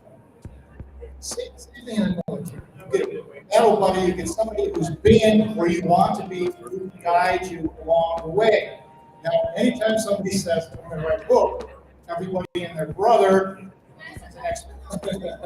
Right? Oh, man, you need to do this. One of those brothers wasn't, man, did this and it was successful. But chances are, it wasn't successful. So have they done it before? And if somebody says, well, I did this and it was fairly successful, maybe it's number 1. Odds are it wasn't. Can they repeat it? Did your process work? This was something that we tested on ourselves, Melissa and I, to make sure that it was a repeatable process. I don't want to do a one and done. So over the course of 22 months, we worked with 11 different authors. All 11 reached number 1 best-selling new release in multiple categories. 11 consecutive books. We haven't had one where we haven't got to number 1 at this point. Now, we never guarantee you're going to be number 1 because you don't know who's releasing on that day. So one that we did recently, she did get number 1, but in her category of depression, Michael Singer, who's a renowned expert in the area, released the book that day. Gabar Marte released the book that day. And Viola Davis, the actress, released the book on depression that day. And we thought, okay, I don't know if we're going to beat all 3 of them. But because the magic that we do is we help select categories.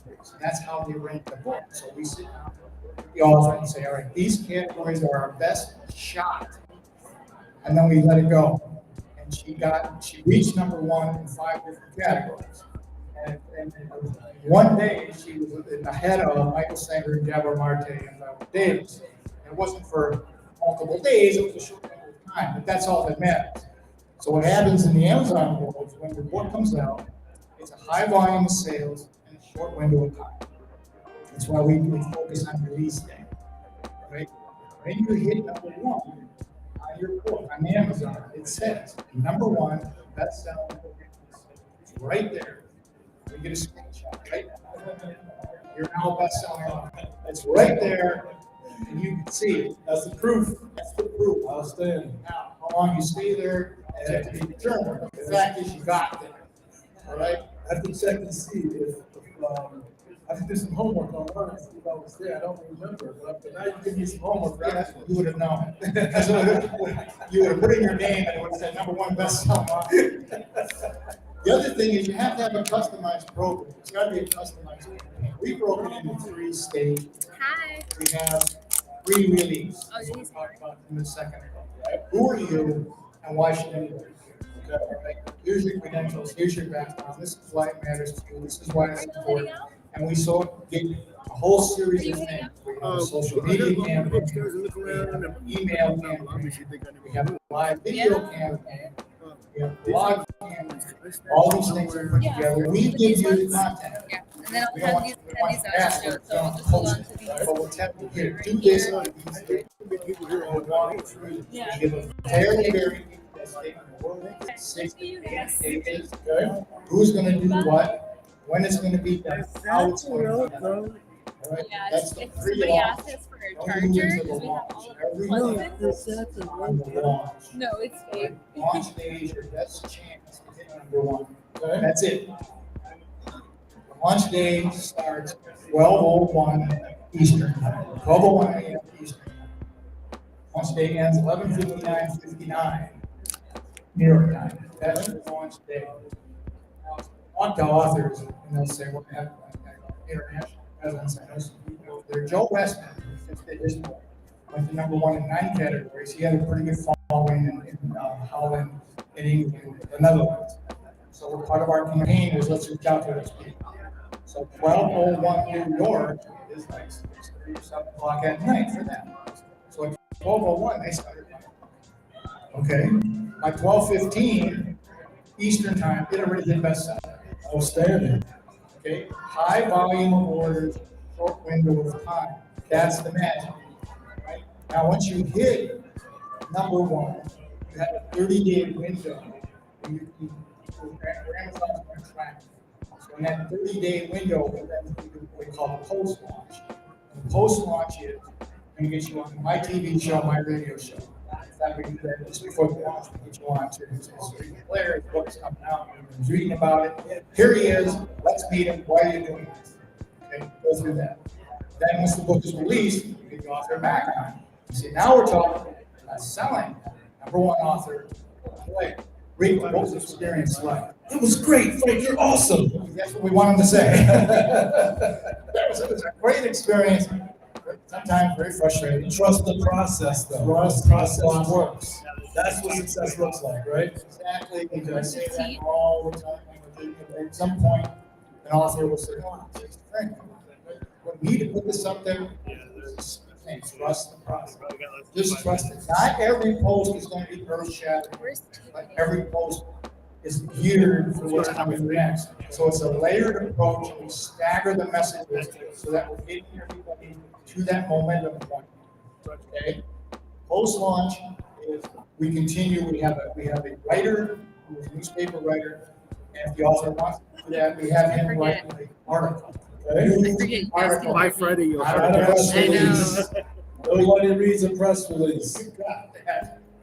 Nobody reads it. Nobody. So it's a news article, and we post that, or we send it to 1,400 publications. We don't know how many are going to pick it up. But the last 2 people we did, one picked 117, and one was 107, picked it up. Okay. And then we can see how many people clicked on the link. We don't know if they bought the book, but we know if they clicked on the link. So what we're trying to do On is here, it create says that they started at credibility 1:15. and The whole time you talk, Okay. we're Now, about an hour ahead. You're now all this additional exposure. Yeah. Wait, what time For is 30 it? days after 12:55. release, you can stay But in the what Amazon. We weren't even supposed to go live with him until 1 days. Oh, We're okay. way ahead. And Amazon Okay. says you are a best-selling book as opposed to a best-selling new release. So there's two different categories. You're still a bestseller, right? One has a little higher status, right? So then we spent a lot of time trying to keep that momentum that we built getting to launch day. And then there's some magic in the launch day. So for that first day is critical, everything for the launch, right? And then on launch day, we watch it with you because you can see the totals as the day goes on. So you can watch it actually occur, right? And we tell people we're going to do, in the campaign, we're going to do a ebook and a paper and a print book. And a number of people say, well, I think I'm not going to read an ebook. I said, that matters, you need to buy it. Okay. So we come out with the ebook at a very low price. The reason we do that is because in the Amazon world, when somebody clicks on ebook and they press buy, that sale counts right now. Okay. All right. When they order paperback, it doesn't count until it ships. That could be 2-3 days. Okay. All right. Depends how prepared they are for it. Right? So again, what we're trying to do is as much as possible in as short a window as possible. Okay. So that's the big difference. Is if you want to stand out and you want to use your book for authority. John was talking earlier today. He said, I asked him, how many people in your market, he's from Atlanta, do what you do? He said, I don't know, 1,000. I said, how many of them have written books? And he said, well, I don't know. I said, how many are number one bestseller? Okay, you get that. That's the difference. Now, when you go in and you want to talk to somebody or an organization, or you want to build a membership program where people can pay you monthly for your ideas and suggestions that you post, because you're now a number one best-selling author in your area of expertise, right? Now that puts you in a whole different standing. When you want to go speak, we're doing a lot of speaking. Next week, I'm speaking at the National Association of College Administrators. Good. Okay. Big difference there is, here's my topic, which they're interested in, but I'm a 5-time best-selling author. I'm also an award-winning author. So when they're looking at who am I going to bring in, well, this one stands out. Okay. Now you got to be able to speak. You got to but the fact is, you now have to take it to the dance. I tell people in college, my daughters are getting ready for school in college, and they were complaining.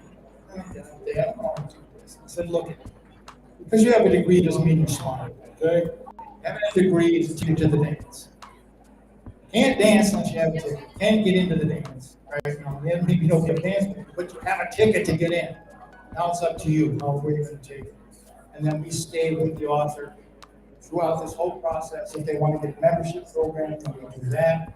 16 different individual sessions to show you how to create a membership. One of our authors we're working with now wants merchandising. Okay? Right? So we have people who can do that. So it's not just Frank and Melissa who do this. We have a whole team of people, and we bring in whomever we need, depending on the depth of the campaign. So one of the things we want to make out to the world, we're Parade Deck.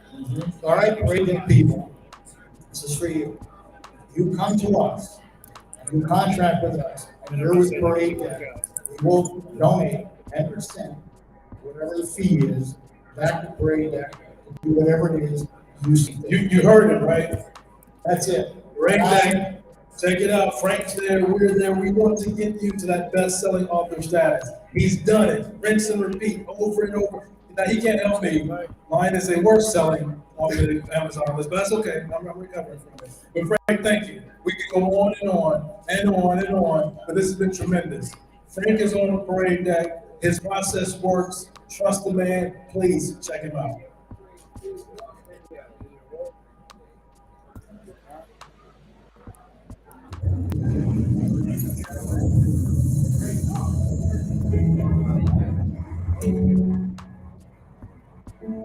I love helping out veterans just because I've been in their shoes. It really does make you forget about some of the stuff you're going through for an hour or 2, 3 hours. You know, there were a lot of things that were missed, birthdays, holidays. So it's sort of a reward for everything that you had to give up previously. It's hard to be able to take your family anywhere, like the costs involved in sort of all of those barriers. They kind of remove that barrier and allow you and your family to kind of eat and do something out and just cool experiences. I've seen the Islanders, I saw Taylor Swift, I saw Kenny Rogers. I would not be able to go to these events if it wasn't for Ventix. You know, being middle class, got to work paycheck to paycheck like some of the Americans do. Ventix opened up a whole new world for me. For the time that I've been able to spend with my daughters, you know, we've been for concerts, different plays, different musicals, comedy shows, real good father-daughter bonding experiences. As a single mom, it gives me the opportunity to take my daughter and her two friends to experience an awesome live event that I don't think they would have got to experience otherwise. That's a treat. I can't afford to come to all these things. It's great that veterans first tickets out to veterans and seeing other veterans. They we offer them and their families.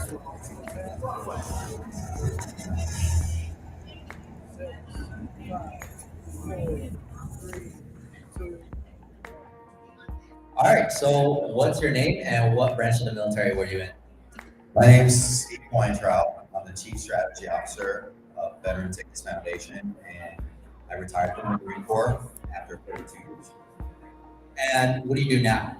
As the Chief Strategy Officer of VetTix, there's a lot I do, but in essence, it's really telling the message about what VetTix is, who we are, our mission. Our mission is to give something to those who gave. We're a national nonprofit, we're a 501c3. What we do is we get donated event tickets. It could be to a sporting event, it could be to concerts, it could be to performing arts, a food truck festival, anything where there's a ticket involved. We get these tickets donated by performers, by teams, promoters, private donors, could be season ticket holders. Anybody can donate to VetTix, and we turn around and we distribute these tickets to veterans, service members, and first responders as a way to thank them for their service and sacrifice. And with that, they're able to bring their family and their friends to these events as a way to make up for lost time. Because we know that when you're deployed or you're away from your family and your friends, you're on duty, on watch, you miss family events. And if we can send you and your friends and family to these events to make up for that lost time and rebuild those bonds and those relationships, we're able to do that. And we do that because of the generosity of our donors. Our donors, they want to support the military, veteran, first responder community, and this is how they do it. What are some of the biggest events that you guys have tickets to? What kind of events? It really, I mean, Super Bowl, we have World Series, concerts, we've got Taylor Swift tickets. If you're old school, recently LL Cool J, TLC, but to everything all in between. Chris Stapleton concerts. We're in Vegas right now. Next week is Formula One. The lucky VetTix members are going to go Formula One. How many open slots do you guys have for them? We have about 100 tickets that throughout the days of the race that they're going to be able to attend an amazing event in Vegas, the inaugural race. That those tickets are invited. And how can veterans and all that? How can they apply to them? What you do is you go to our website, vettix.org, vettix.org. If you're a first responder, it's on sttix.org. Upper right-hand corner says go through the process. We verify your status as a service member, veteran, first responder. Once you get verified, you finish the process. It only takes 5 minutes.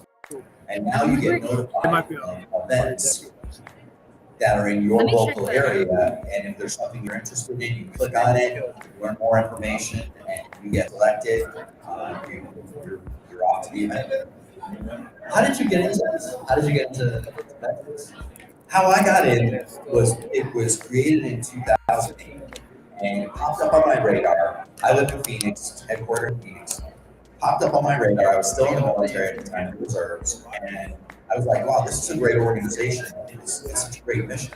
So I reached out to the founders and I offered offered my resources and said, hey, if I can help you guys build on this by connecting you with organizations or military or whatever, I'm happy to do that. So we maintained contact throughout the years, and then in 2016, the founder and CEO, Mike Pocoretto, who was a Navy veteran, he shot me a text and said, hey, we're looking for a strategy guy, are you interested? And the rest is history. Okay. So, with your job as a strategy officer, what do you do in the day-to-day? The day-to-day, what I do is really the education, outreach, and awareness of our mission, who we are, what we do, and how we do it. And it's multifaceted, because one is we want to get more people to sign up so they can experience more verified veterans, service members, and first responders, so they can attend these events, create memories with their friends and family, make up for that lost time. So one aspect is getting people to sign up. The other is getting this on the radar of organizations, in essence, donors. Because again, organizations, they want to get back to the mill-dead first responder community, but they don't always know how.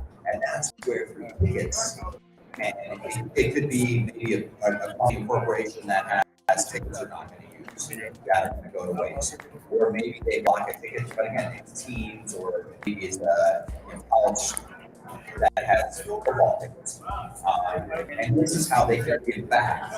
And again, we distribute these tickets. We distributed over 19 million tickets since we started. And it's a way that we can get these tickets into the hands of our members and on behalf of our donors. And again, our donors are like, we want to give back. This is the simplest and easiest way to send people, our veteran service members, first responders, to defense. So if there's any organizations out there that want to donate, where can they donate? They can go to vettix.org, and there's a drop down to donate tickets, or even money. 100% of every dollar donated goes to buying defense. And tickets are as good as cash, but and as a 501c3, it's a charitable donation, so it's a tax write-off, and it's just that simple. Are there any other organizations or resources that military members should know about besides that? On our strategic partners page, we have a drop down.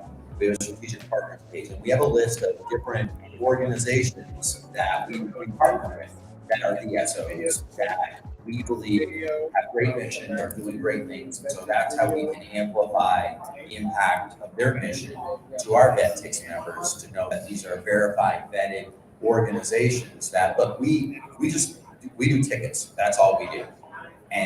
But there's other organizations that help with transitioning out of the military, or homelessness, or food insecurity, or employment. And we don't get into those sandboxes, but we partner with other great organizations that do that. So those are resources that, in essence, we play well in the sandbox with a lot of these great organizations.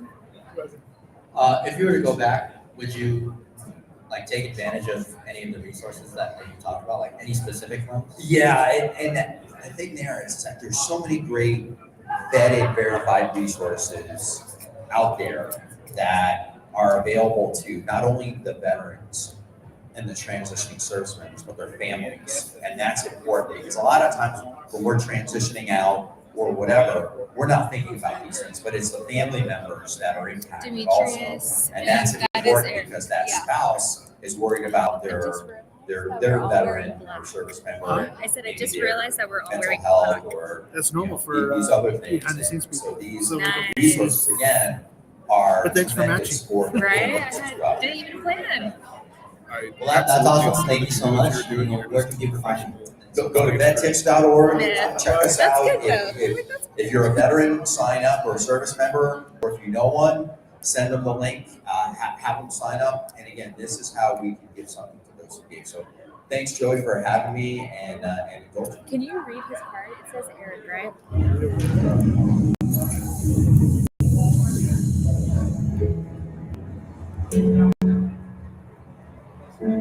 I love helping out veterans, just because I've been in missions, it really does like make you forget about some of the stuff you're going through for an hour, 2, 3 hours. You know, there were a lot of things that were missed, birthdays, holidays. So it's sort of a reward for everything that you had to give up previously. It's hard to be able to take your family anywhere, like the costs involved in sort of all of those barriers. They kind of remove that barrier and allow you and your family to kind of eat and do something out and just cool experiences. I've seen the Islanders, I saw Taylor Swift, I saw Kenny Rogers. I would not be able to go to these events. It wasn't event takes. You know, being middle class, got to work paycheck to paycheck like so many Americans do. That takes opened up a whole new world for me for the time that I've been able to spend with my daughters. You know, we've done different concerts, different plays, different musicals, comedy shows, real good father-daughter bonding experiences. As a single mom, it gives me the opportunity to take my daughter and her 2 friends to experience an awesome live event that I don't think they would have got to experience otherwise. From coming down to the Sharks game, that's a treat. I can't afford to come to all these things. So it's great that Veterix throws tickets out to veterans and get us to come out and see other veterans and thank them as well as be off with them and their families as well. It's a lot of fun. 6, 5, 4, 3, 2, 1. Hey, what's going on, man? I'm Eric Brew. I'm here with Meech. And I'm Meech, and I'm here with Eric Brew. So I guess we're gonna interview each other. Yeah. All right, let me introduce my friend. All right, calm down. Let me introduce my friend. This is Meech. Meech is an active duty staff sergeant in the United States Marine Corps. He's also an incredible podcast host, talking about mindset, motivation, and what it means to be a human.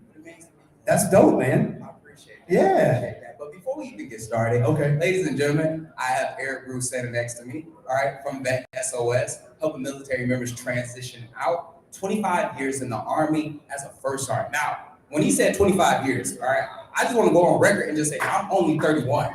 Okay, so when you do the math, Slow down, young buck.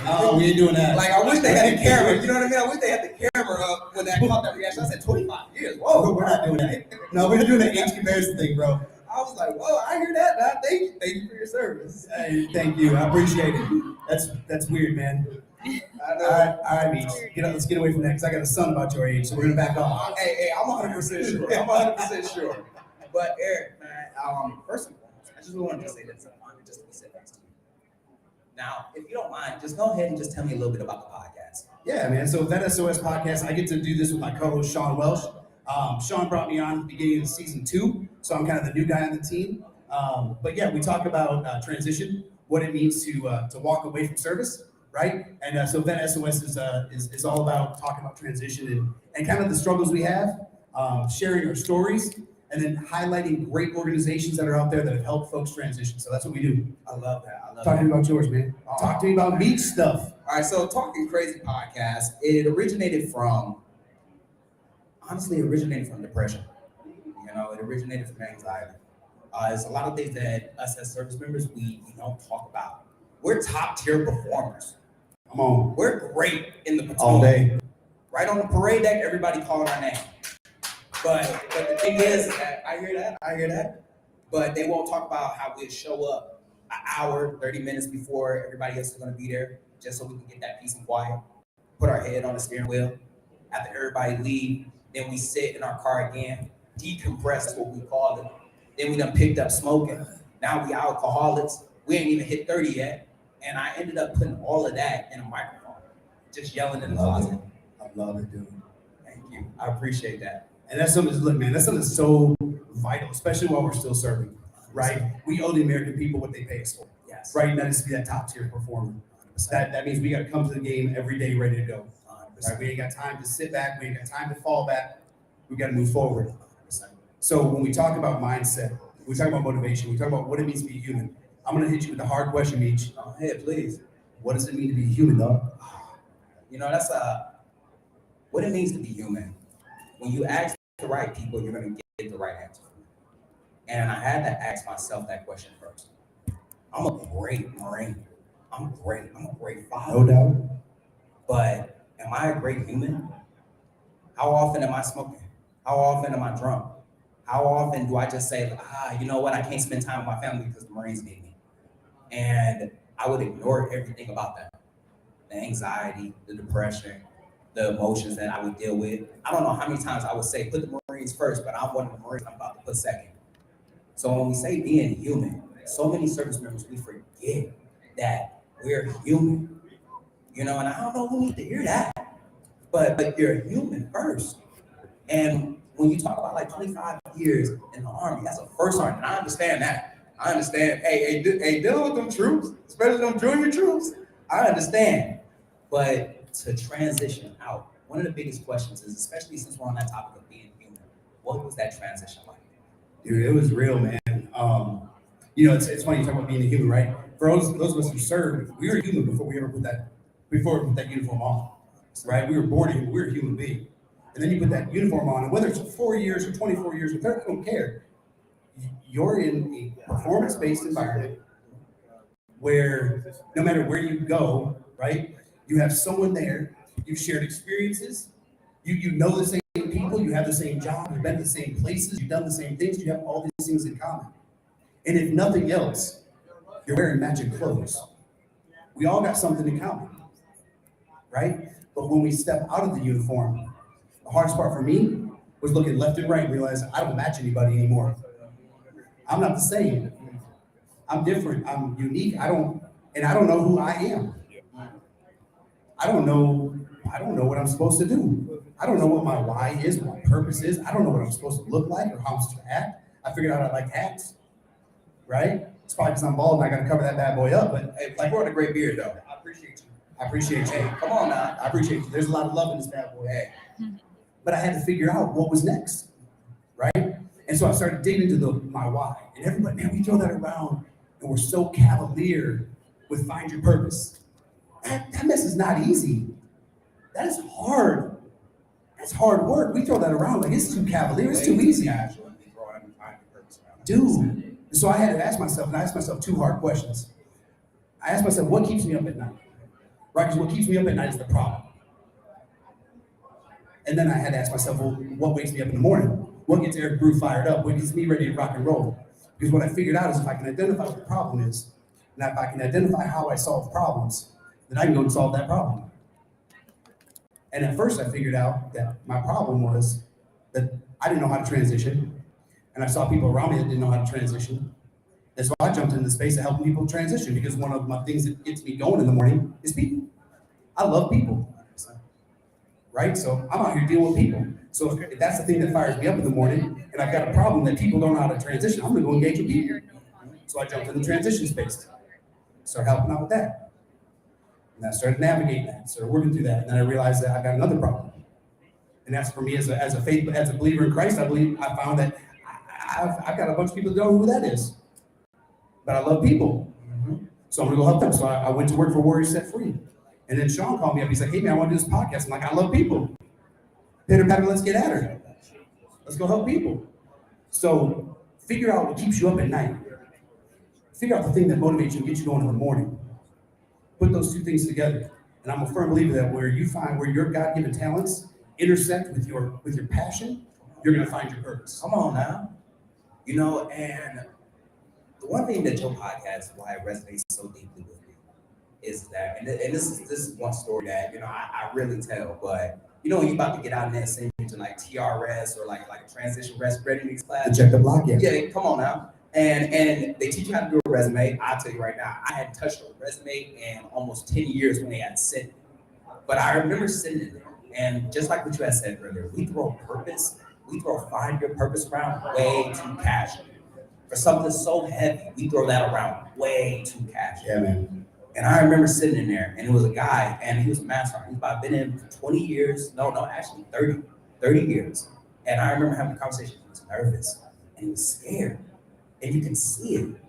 And he was like, for the first time, like, I don't know what I'm supposed to do. It's rough. And that shook me to the core. And I remember walking away, and I was like, Regis, you gotta get your stuff together. You know, you gotta figure something out.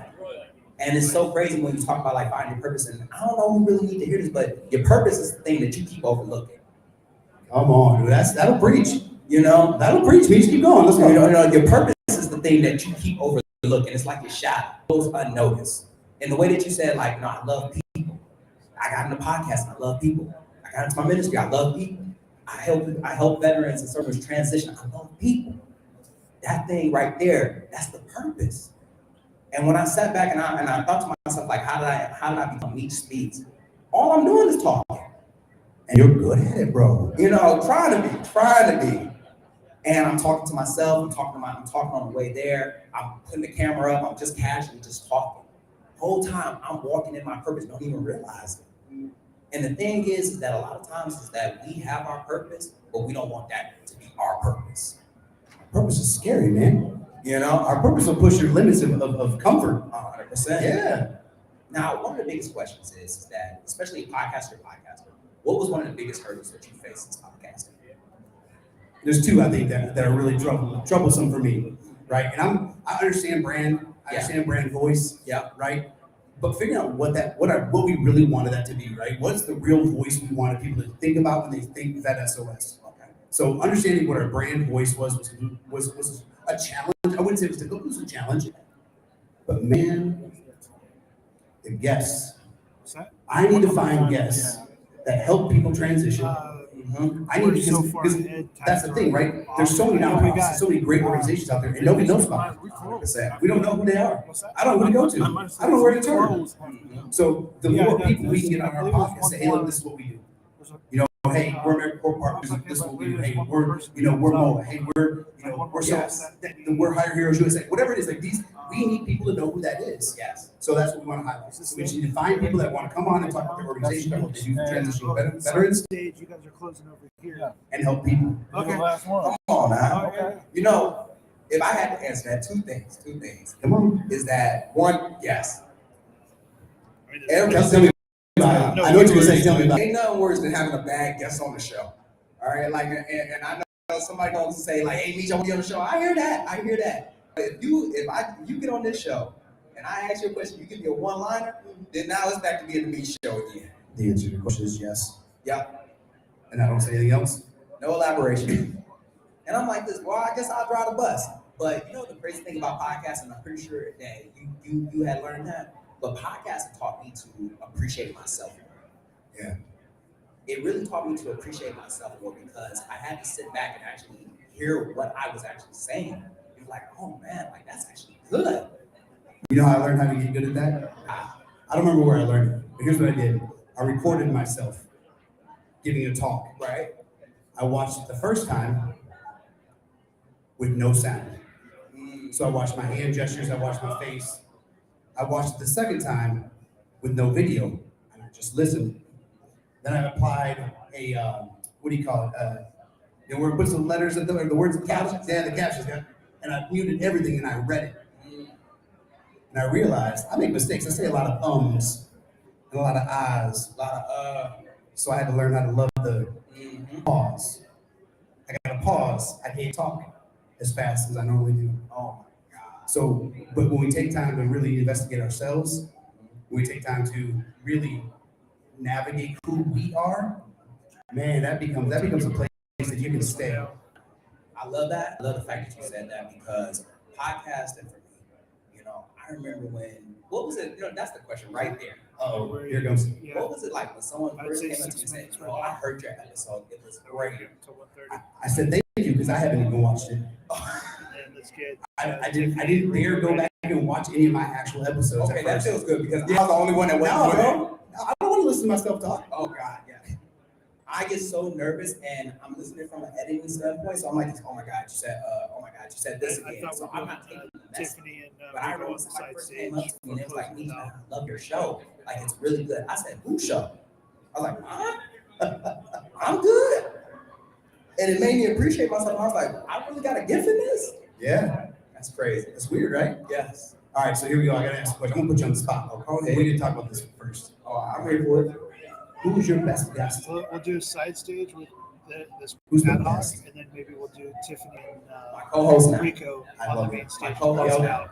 And I say that because prior to becoming the Talking Crazy podcast, it was Extraordinary Thoughts for the Ordinary Mind. And I know it was a wrong name, very chicken soupish. You know, that's where I got like it's an extraordinary podcast, it's an ordinary podcast with extraordinary thoughts. Like, but I wanted a podcast, and this is one thing that I don't know who needs to hear this, but as you walk in your purpose, don't pay attention to somebody else's way.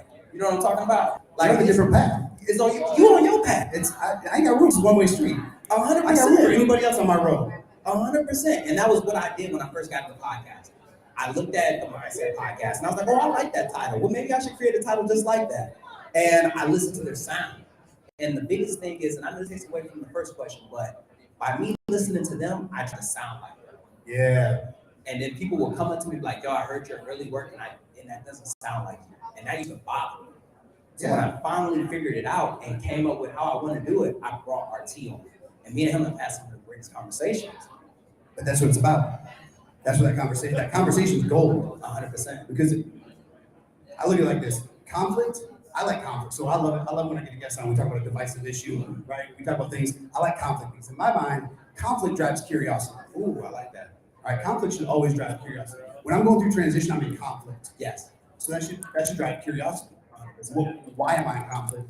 What is the struggle? What am I not seeing? When my wife and I get into an argument, that drives curiosity. Is this really about me leaving the toilet seat up? Or is this about something else? Oh, yeah, peel back the layers now. I gotta peel back layers. Come on now. Because I get curious. Yes. I'm a naturally curious mind, right?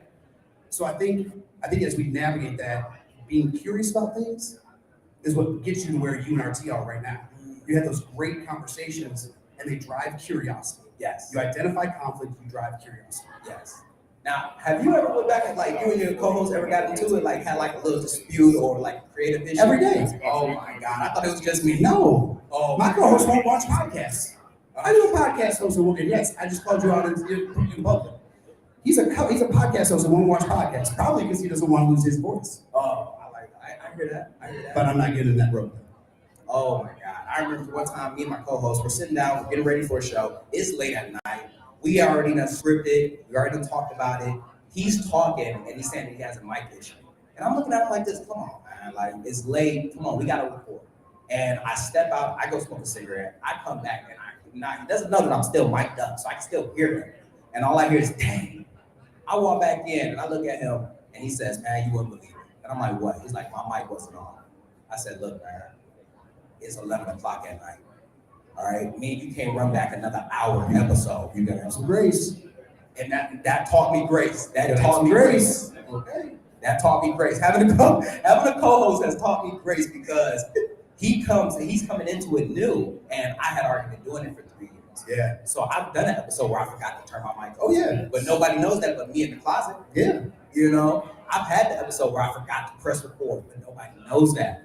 And I don't know who needs to hear this, but give yourself the exact same grace that you be giving everybody else. Especially transition. I'm gonna bring right back on to transition. Oh, please do. You ready? Here's the first lesson everybody needs to learn with transition. You gotta give yourself permission to not know. And that's You have to hard. be That's okay. hard though. Dude, look, for 25 years, I don't know if anybody's ever been in the military, but if you say I don't know, that's super unpopular. Everybody's looking at you like this. I'm never going to him again. Especially as a senior leader. Come on. First time I walk in and say I don't know, that's super That's unpopular. scary. No, that's scary. Yeah, that That's terrifies scary. a lot of people. Yes. But I ain't never retired before, man. So I don't know. And I had to give myself permission to do that. Yeah.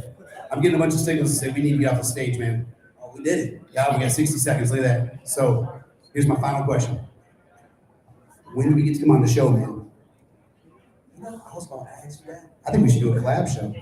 I'm thinking the exact same thing. I'm down. All right. Sean doesn't have to be here. I'll do it. Hey, we need to do this. All right.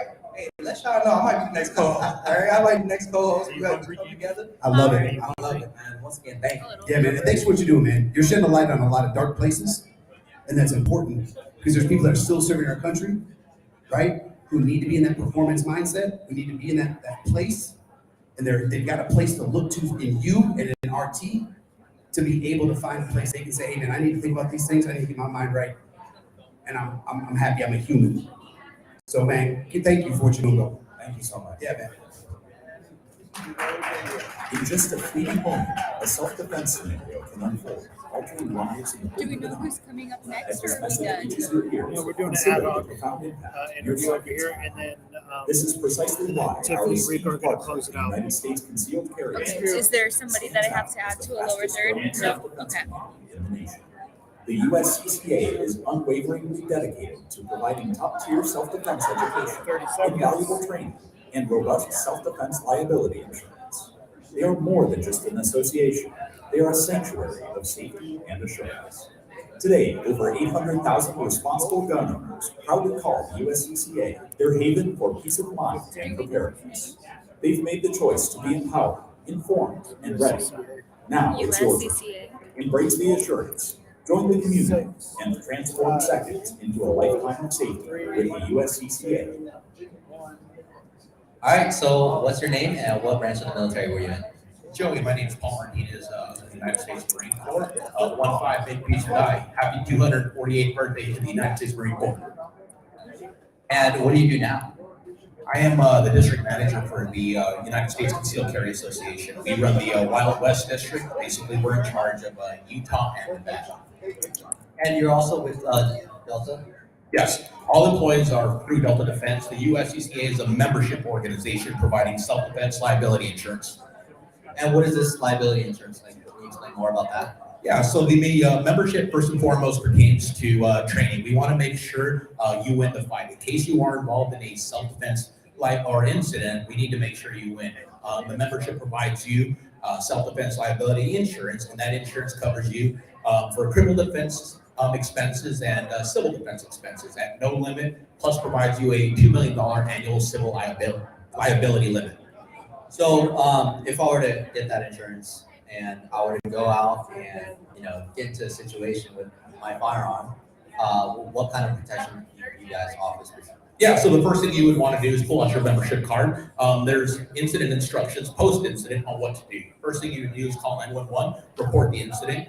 Basically, you don't want to vomit to the insurance because all of that is being recorded, right? So we provide you, again, a membership card with what to tell the police. After that, you would contact the USCCA's critical response team and let them know what had happened. And at that point, we will go ahead and take over and provide you the resources needed to start what they call the aftermath.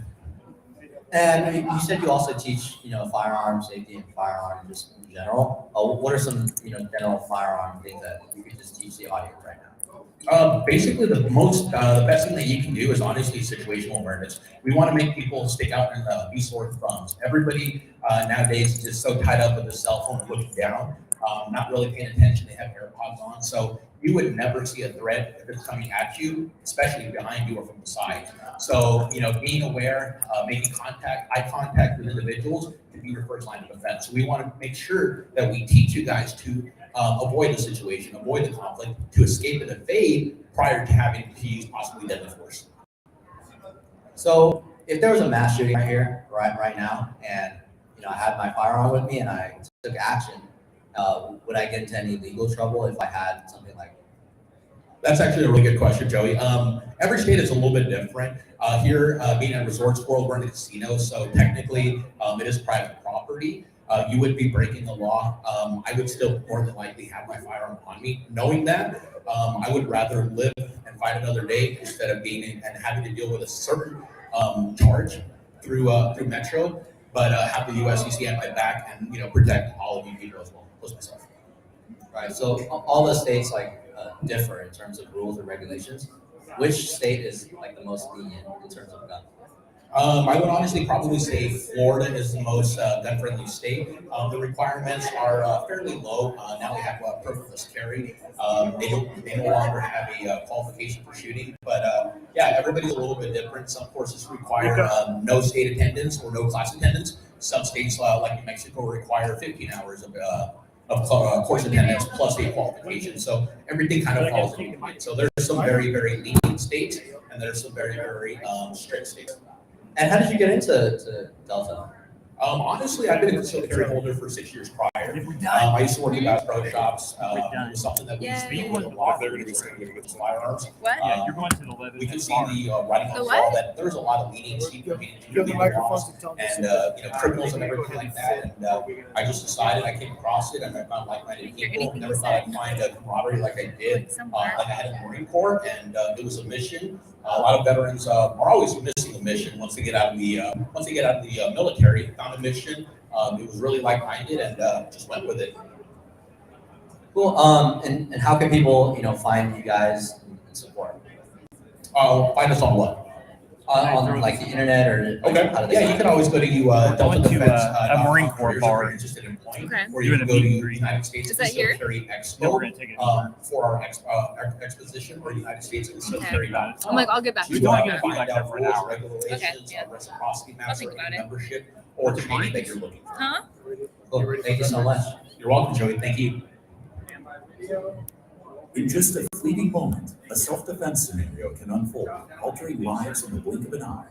As this message reaches your ears, consider the profound impact mere seconds can have.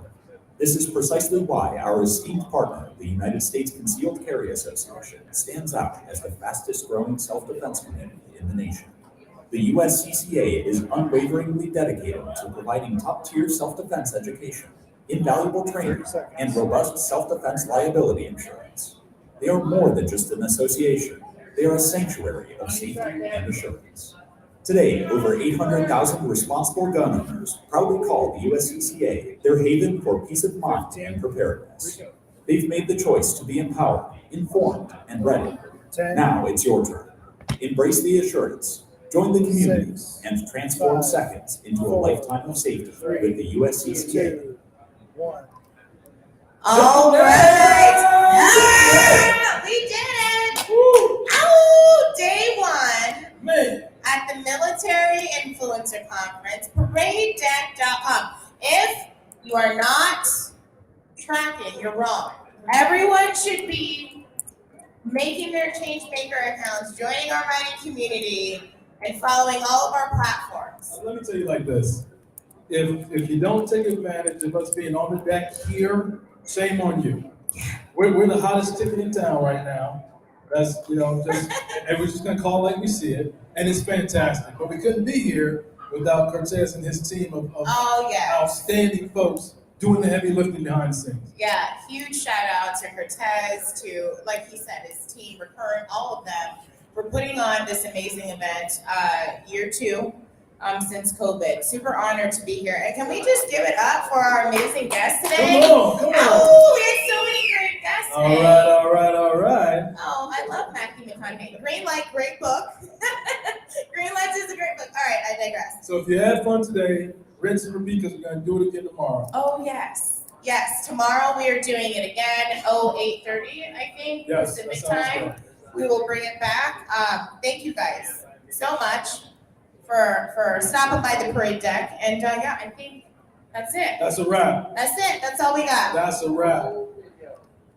And that concludes an exhilarating day one here at the Military Influencer Conference in Las Where's Vegas. Michael? We've embarked on a How journey long should I together, wait to end surrounded this by the stream? passion and creativity of military change We'll end who have the- shared their stories. after and this video conversations rolls, that resonate We'll wait with about 3 or courage 4 and seconds and commitment. then end it. Yeah, Today, go to the we're start navigating card, through a and then, sea of like, groundbreaking thank you for ideas and joining us, inspirational graphic, dialogues, setting the where stage we're for what's yet to particular, come. saying, hey, this As event the sun sets on ended, this vibrant city, give it let a the few connections minutes. made and insights gained today be the fuel that ignites tomorrow's aspirations. A special thank you to our esteemed hosts, 30 seconds Rico till Player it's and finished. Tiffany Orner, for leading us through this day with the same spirit that defines our military community, resolute and forward-looking. As the parade deck stage quiets down for the night, remember that this is only the beginning. There are more stories to be told, more wisdom to be shared, and more boundaries to be pushed. Rest up, recharge, and ready yourselves for day two, where we continue to amplify the voices that mold the military narrative and its impact on the world. Go ahead and bring up the tickler, event ended. End it? No, just give it about a minute. Go ahead and bring up the music, please. I love you so much.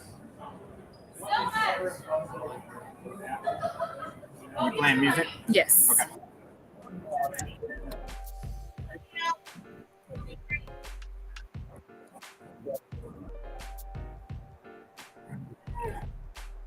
Good job, team. 30 seconds. Actually, let's just, how many viewers are on there? None? One. Okay. 30 seconds. It might be me. It might be me, to be honest. Let me double check. All right, let's get the